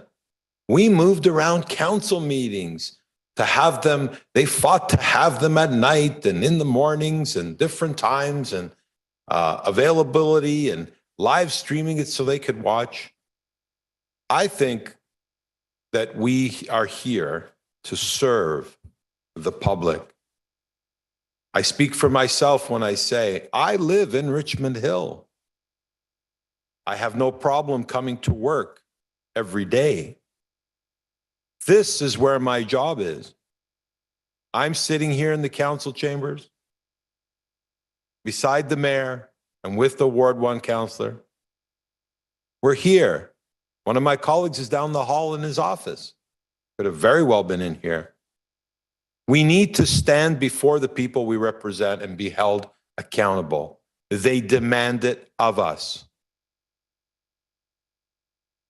If anybody else in the private sector, you don't show up to work, you don't get paid. That's just a reality. Why should we be treated any different? That now we should be able to, from the comfort of our home, for anywhere in the world. I'm going to Florida next week. If I want to participate in a meeting from Florida, I can move to Florida and still keep my job in Richmond Hill? Absolutely not. There's a reason why we insist that someone have a stake in Richmond Hill in order to be on council. It's part of the requirement. I think if you commit to serve the public, you serve the public. You come to work. If you're not feeling well, you stay home and you let the rest of the members of council conduct the business. That's why we have a thing called quorum. Meetings take place when there's 9 members of council, even if you only have 5 members in attendance. It's called quorum. You don't have to have 100% of the members in attendance. You were given false information by the previous speaker in order to keep our jobs. We don't have to have so many meetings in a row. There's no truth to that.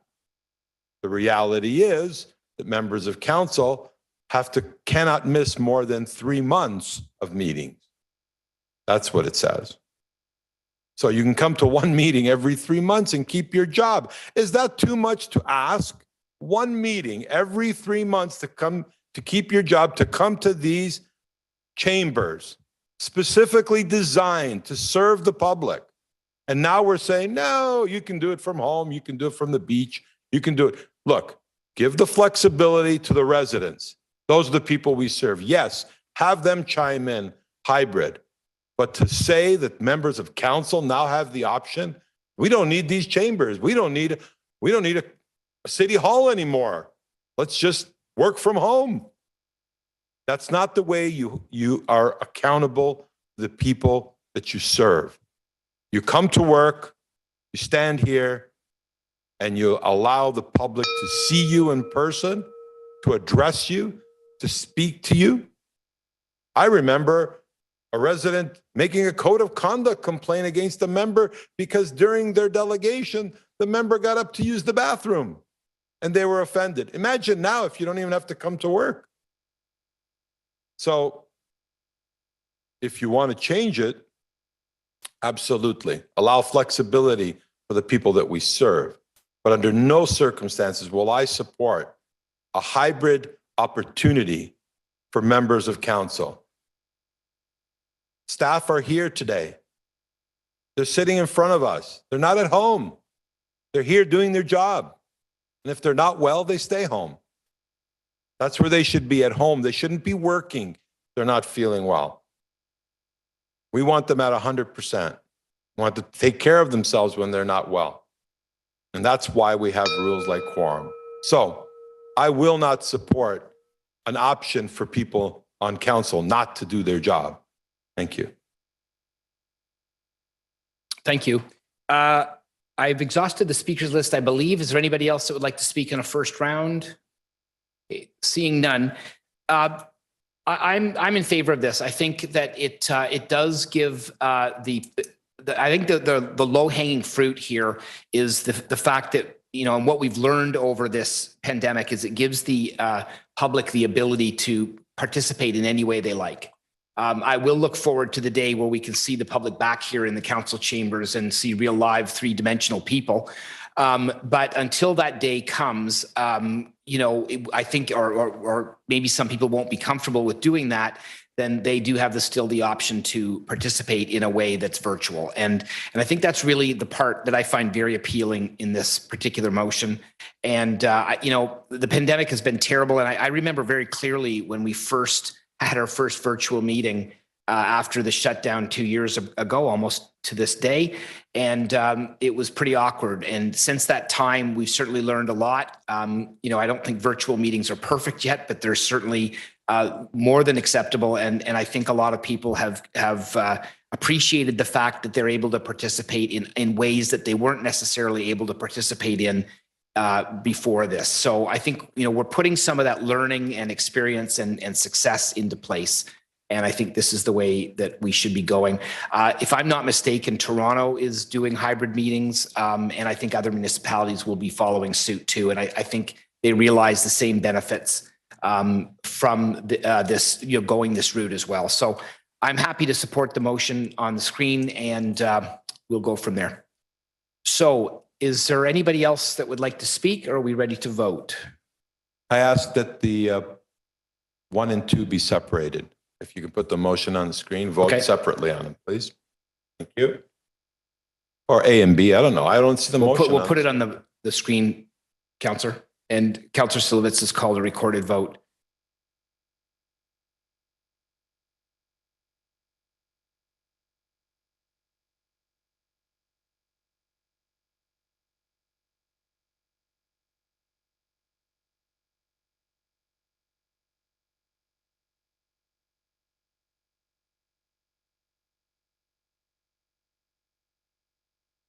No, that's not the motion that I heard. I heard that you want the ability for the public to participate virtually, as well as members of council to participate virtually. Okay, Mr. Hike, you had your hand up. Thank you. If I might, Regional Local Councillor DePaula moved option 2 as set out in the staff report. And this is option 2, is before you as set out in the staff report. What this would do, so obviously the first clause obviously is the procedural motion to receive the matter. But council previously, more than a year ago, when it adopted the amended Article 12 leading to hybrid meetings, had said that once all emergency and health and safety restrictions were lifted, there would be no more hybrid meetings, period. That applied equally to members of council and the public. The one exception was that the rules do specifically say that in exceptional circumstances as determined by the mayor in consultation with the chair, they are able to participate electronically. B and C here modifies that so that the option to continue hybrid meetings will end. So we've heard the public announcement today that the mask mandates will likely be ending on the 21st of this month. As far as I read, so we would not have any hybrid meetings, any electronic participation whatsoever, except for the Accessibility Advisory Committee, the way the current procedural bylaw is written. If this is adopted as is, it will continue the option for electronic participation by both members of council, which would continue anyways, as well as members of the public. So they would be able, the amendments to the procedure bylaw that are proposed in attachment C and clause C would allow and provide the process so that members of the public could give both electronic or in-person delegations as they chose. Thank you, Mr. Clerk. And it allows, through you, Mr. Chairman, it allows them to, is this automatic that members of council can participate electronically if we don't pass this? If this does not pass, what the effect will be is, assuming the announcement that we heard today is correct, that as of March 22nd, meetings will completely return to in-person. That includes members of the public.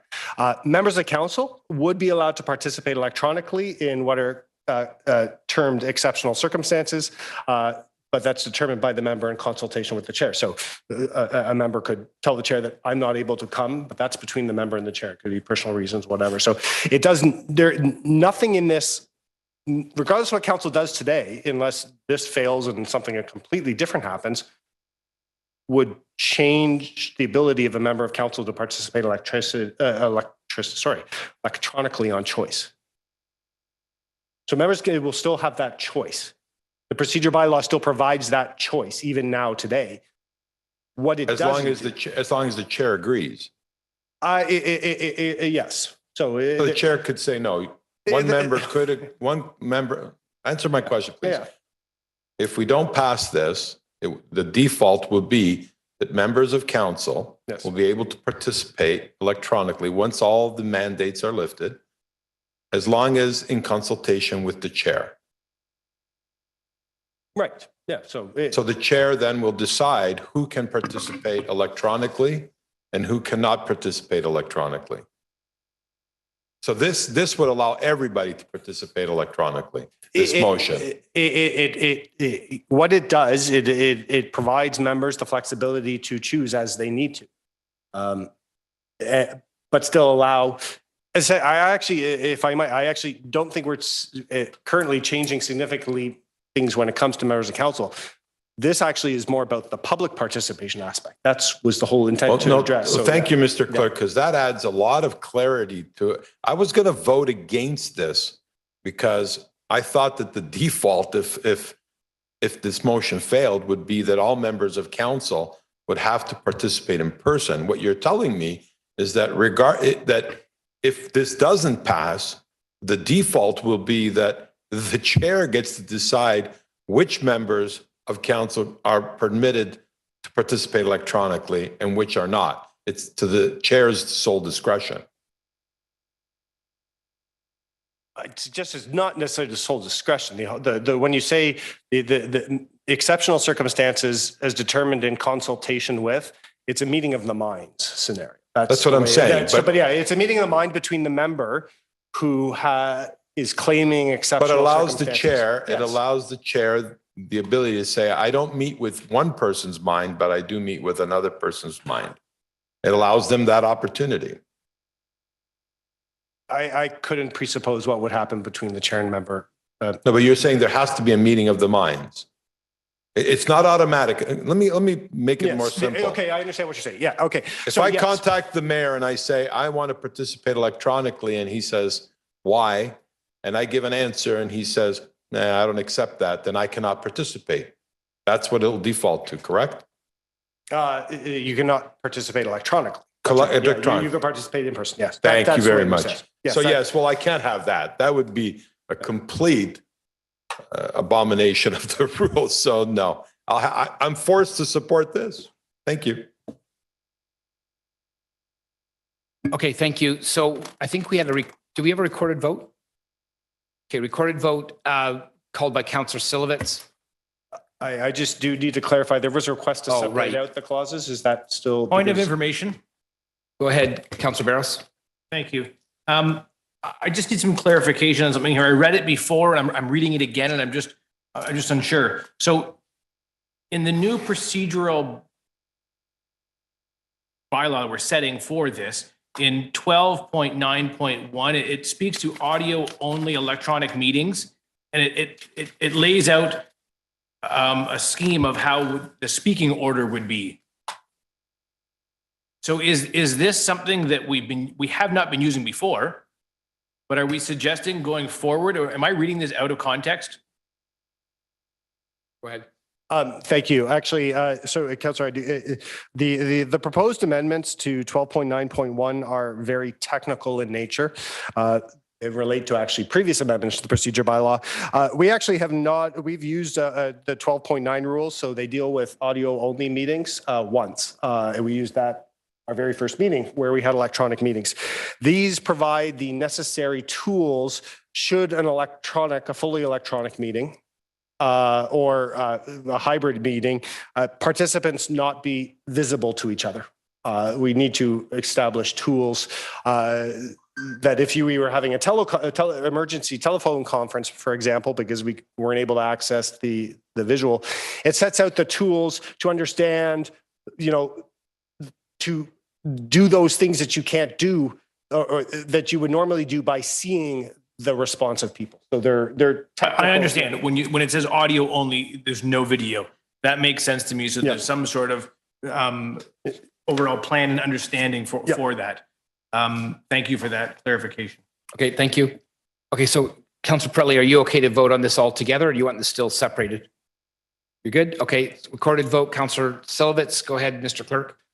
Thank you. Through Mr. Chair, Mr. Mayor, voting on the motion. Councillor Silovitz. Yes. Thank you. Regional Local Councillor DePaula. Yes. Thank you. Councillor Liu. Yes. Thank you. Regional Local Councillor Pirelli. Yes, please. Thank you. You're welcome. Councillor Munch. Yes.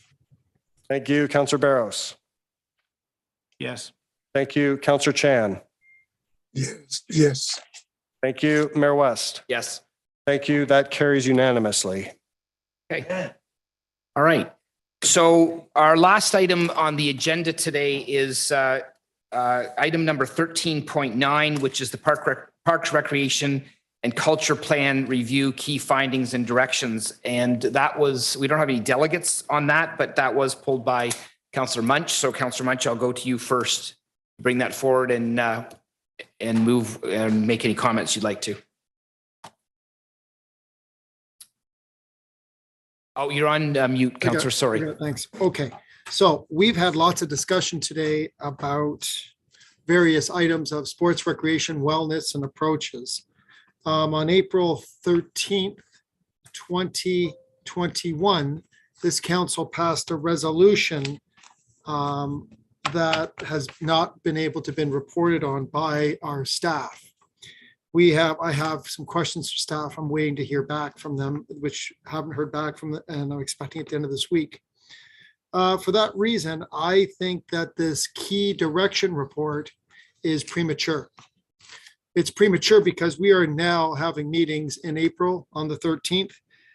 We are still waiting some feedback from staff. It's unfortunate that the York region is going through its municipal comprehensive review, that we're not going to be in line with giving him information how we could do our Parks and Rec as Richmond Hill is.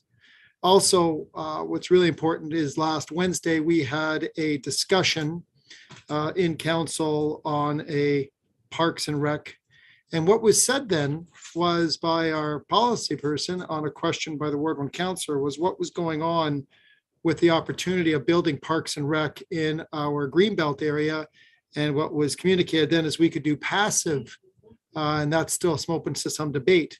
Further to the April 14th motion that council passed of 2021, staff haven't been totally prepared with that as yet. And we're all waiting to hear that feedback as per the council direction, and that the public who have got a, have said because of COVID and everything else that they want to see more active engagement. And we heard again today. For this reason, I think we should refer this parks plan to the April 13th council meeting. And we should, therefore, we would have it all on the same day or later to make sure that we are putting a plan and a key directional approach that is at least wholesome in its view. Should the situation happen where staff needs more time, then we can at that point refer it back another time. So I think for these reasons, I think to put this report forward, if we were to put it forwards today and something was to evolve on April 13th or something in between, or we get more information, I think it wouldn't be as wholesome as we could otherwise do. So I think it's important, as I've heard the mayor say, it's important that we do a plan that's right and that's executable with the needs of this community. And I think that's what everybody wants. So for that reason, the reason I pulled it is I think clearly today as a demonstration of the amount of delegations we've heard, that they don't feel our current key direction is totally in line.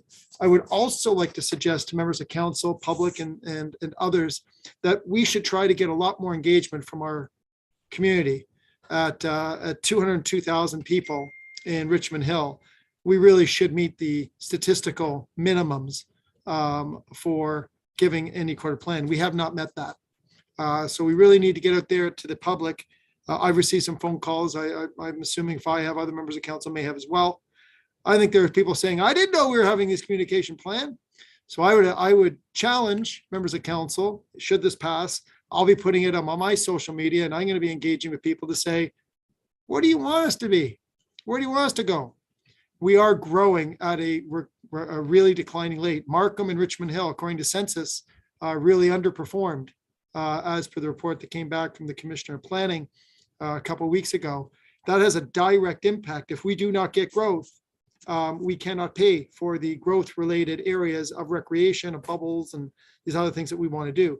And this is a great opportunity for us to say to the public that when we say we don't want investment in our community, the results are is you don't get those recreation. And all these recreation people who are saying we want more quality of life from Vaughan and Markham and Richmond Hill, this is their opportunity to engage. And I think this is really prudent for us to have an opportunity to make a much more wholesome report. That's my view. Happy for any other discussion. Enjoy your day. Okay, thank you, Councillor Munch. Before I go for a second, I see that the city manager has her hand up. And once she makes her comments, I'll be looking for a second for this motion. City manager. For you, Mr. Mayor, I just want to preface that this is the Key Directions report, and the Key Directions report approval will assist staff to move forward on the actual drafting of the plan. And the draft plan will come before council before the summer break, where there'll be more opportunity for council input through that. And through the drafting of the plan, there's more opportunities for the community to be engaged as we move forward in that plan. I want to call upon Commissioner Kwan, who can speak specifically about the delay, because there are some legislative requirements that we need approvals on moving forward. So Commissioner Kwan, if you can please respond. Go ahead, Commissioner. Thank you, Mr. Mayor. I will just certainly build on the comments of the city manager. It is a key directions report, and we need to move forward on certain key elements of the plan, specifically our statutory deadlines for the completion of our parks bylaw and our community benefits charge bylaw, which are required to be enacted by September. Furthermore, staff are certainly paying attention and taking copious notes regarding the specific recreational opportunities for sports domes, pickleball courts, etc. And all of those specific issues will be a component of our continued analysis, but certainly with the benefit of the additional comments that we have now received, we can turn our minds to that more quickly and look at that. But there are certainly other recreational needs within the community, cultural needs within the community, physical needs for park space and facilities within the community. So it would be my strong advice to council that we need to move forward on the key directions. This is not the plan. It's only direction on key directions. So for us to move forward in an expeditious way, I think a further delay would not be in the best interest of the city. If I may, please. Thank you. Go ahead, Councillor Munch. Thank you. So let's go through what was said here today. Mr. Kwan and City Manager, Acting City Manager Jocelyn. We have a September deadline. Are you trying to tell us? I've got some supplementals here and some data. So, and I want for the public record, because this morning I've received a video of what was said this morning, and I've received a legal opinion on some of the things that were said this morning that were not entirely accurate, which I will bring up with staff. So I ask again to be clear here. We have a key direction report. One of the things that was said by the Commissioner of Planning was that we want to move forward on some bylaws and states. If we don't get growth, how are you going to pay for parks? How are we going to get this done? And we do need to make sure that when we're lagging, that we get this done. And when we're moving forwards on April 13th and we get direction from the public and council moves forward, how are we going to reconcile that if we give a key direction today when the direction might be slightly different 3 weeks from now? Okay, I'm going to say to you, yeah, so I'm going to say to you that we need to give direction to staff, and we need to be held accountable and transparent and meet our budgets. We're not doing that. Okay, Councillor Munch, your time is up. So, but anyway, I'm moving a motion that we should wait. That's fine. April 13th, and Okay. I think staff can get it done by September. I really do. Okay. I have Okay, enormous confidence in staff. You can get it done. Okay, thank you, Councillor Munch. So, Mr. Clerk, he's got a referral motion ready to go. Do we have a seconder for that motion? Okay, I don't see a seconder at this time. So if we don't have a seconder, we need a motion on the floor. Is somebody willing to make a motion that we can get it? So Regional Local Councillor DePaula, go ahead, sir. Thank you, Mayor West. I'd be happy to move the staff recommendations for these key directions. I think it's really important that we move forward. That this is a well thought out document that highlights key directions only. There's obviously, today is a perfect indication of how much we have to discuss in detail about what we're doing in the area of parks, recreation, and culture. But none of that discussion is preempted by us approving and moving forward with the key directions as set out in this report. So I'm happy to move it forward. I will note, as the previous speaker said, and it can't be said enough, really, this term of council, I think we should be proud, has presided over the lowest rate of growth ever in the history of Richmond Hill. Since we've been configured in 1971, we have never experienced the rate of growth. It's by far the lowest rate of growth in any metric, in any way you look at it, whether you look at approvals, the approved projects, whether you look at construction starts, activity, building permits. We have never, as a percentage of our total population, had such little activity. I think it's important that members of the public understand that, but we've also gone through an excellent financial exercise where we have got our financial house in order to the point where we understand our long-term needs and requirements in terms of repair and replacement of our assets. And I think we're healthy with our parks fund, and we're healthy with our reserve balances to take on some projects. At the beginning of this term of council, we tabled or we shelved a proposed new civic center, and we still are going to have a civic precinct. That we have monies dedicated for that, but the money that was intended for a civic center, I think, is going to be so well redistributed to improving parks, to accommodating demand that has been changing, and for soccer and pickleball and for cultural and arts.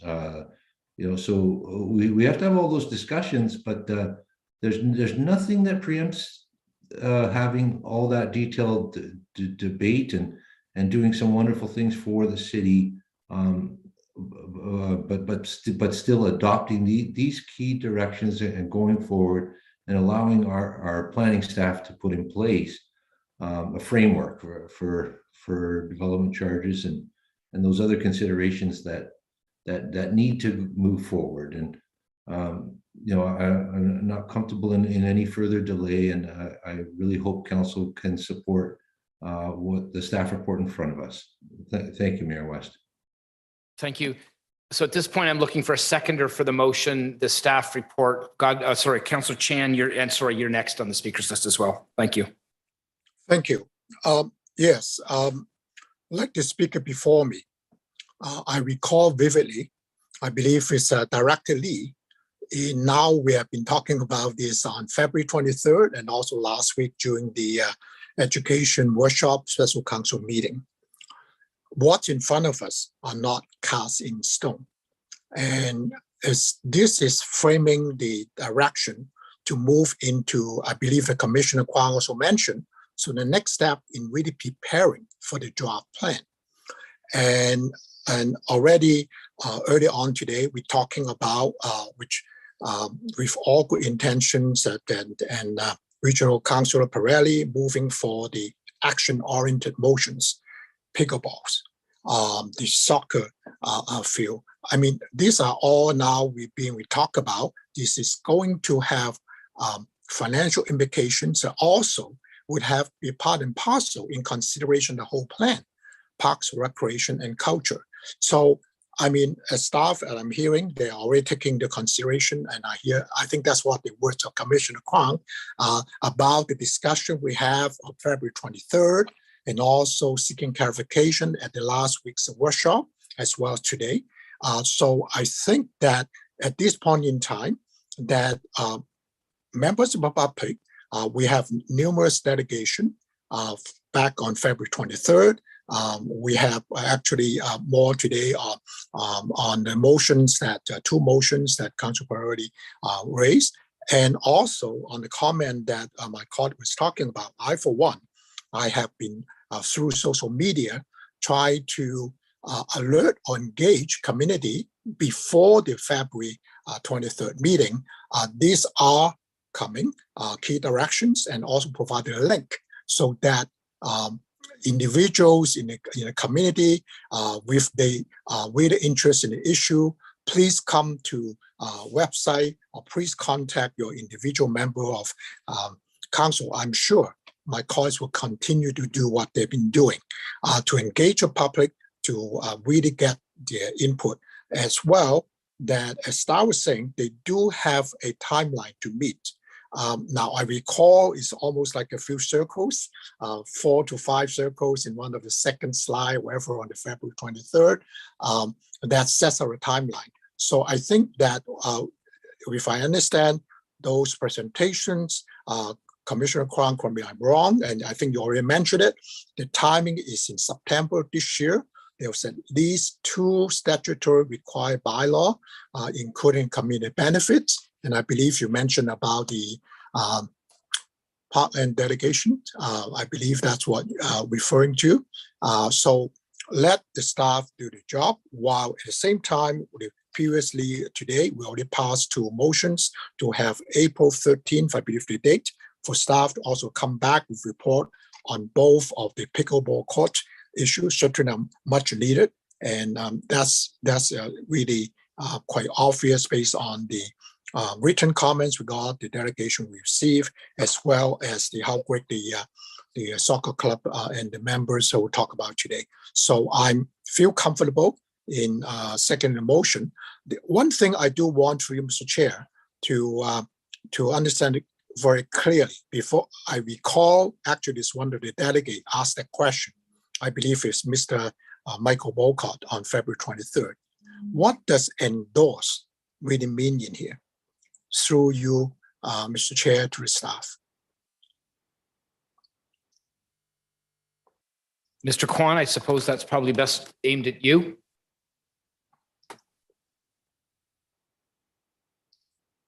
Thank you, Mr. Mayor.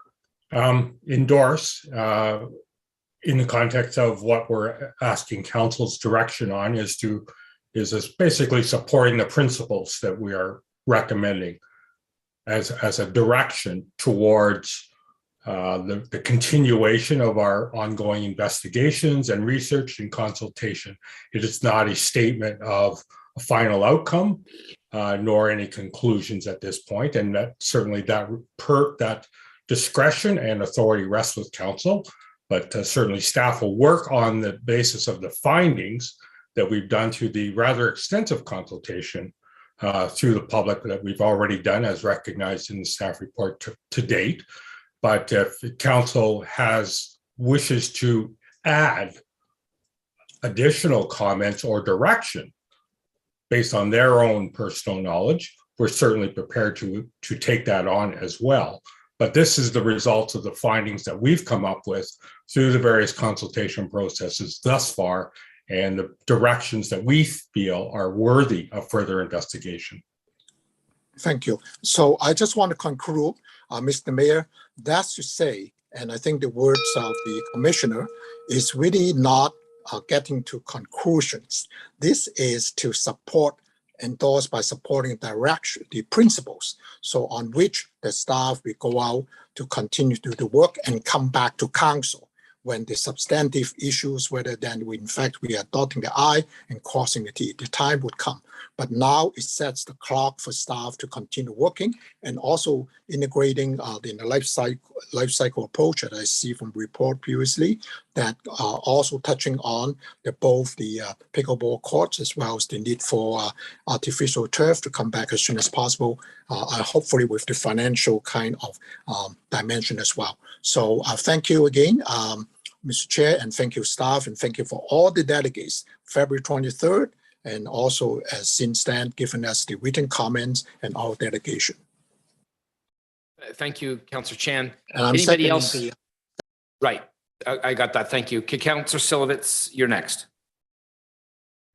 Thank you, Mr. Mayor. I support this. I think it's most definitely the right way for us to go.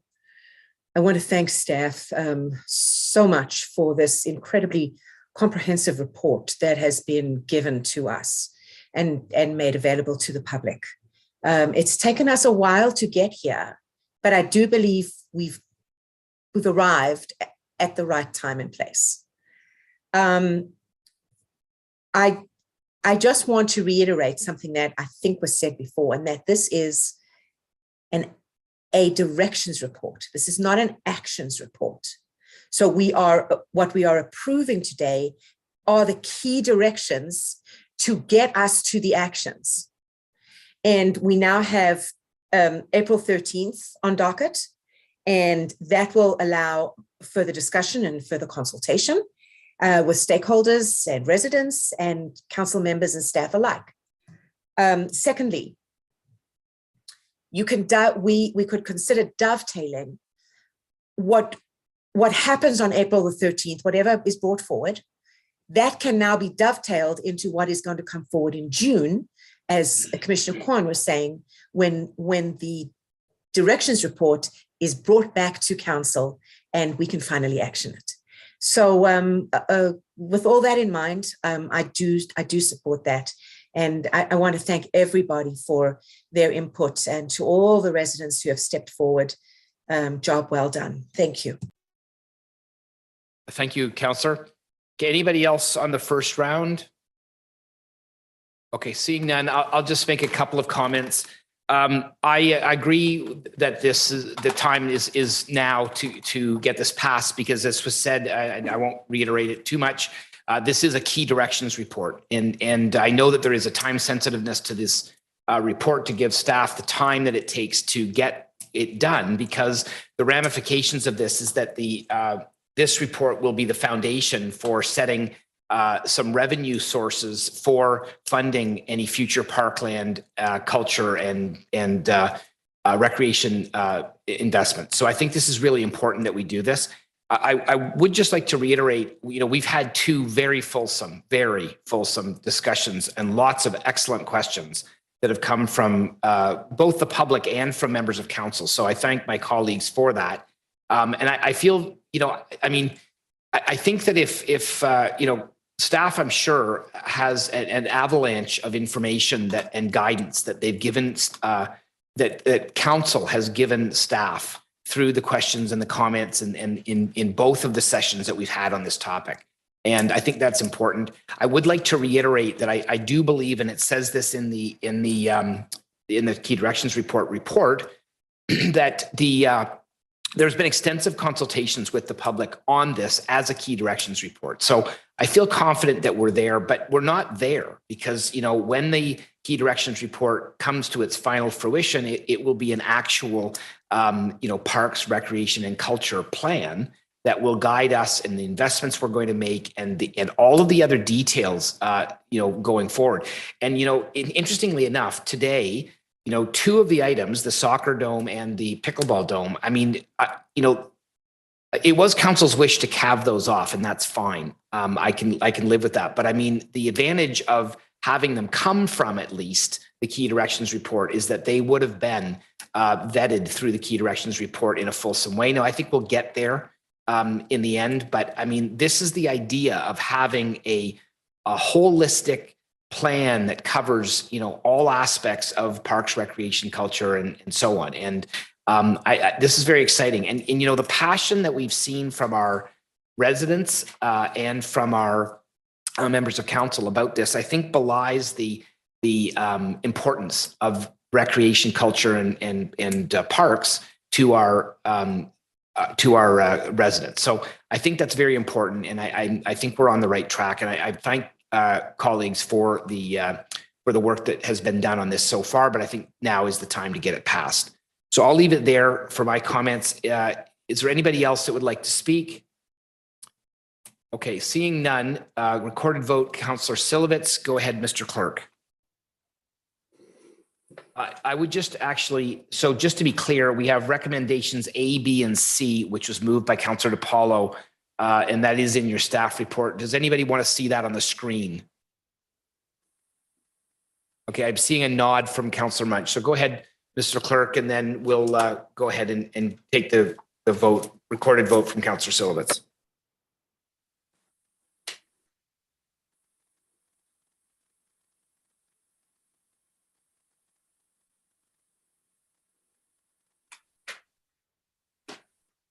Thank you, Mr. Mayor. Voting on the motion by Regional Local Councillor DePaula, seconded by Councillor Chan. Councillor Silovitz. Yes. Thank you. Councillor Munch. Yes. Thank you. Regional Local Councillor Prelli is absent. Councillor Chan. Yes. Thank you. Councillor Barros is absent. Mayor West. Yes. Thank you. Regional Local Councillor DePaula. Yes. Thank you. Councillor Liu. Yes.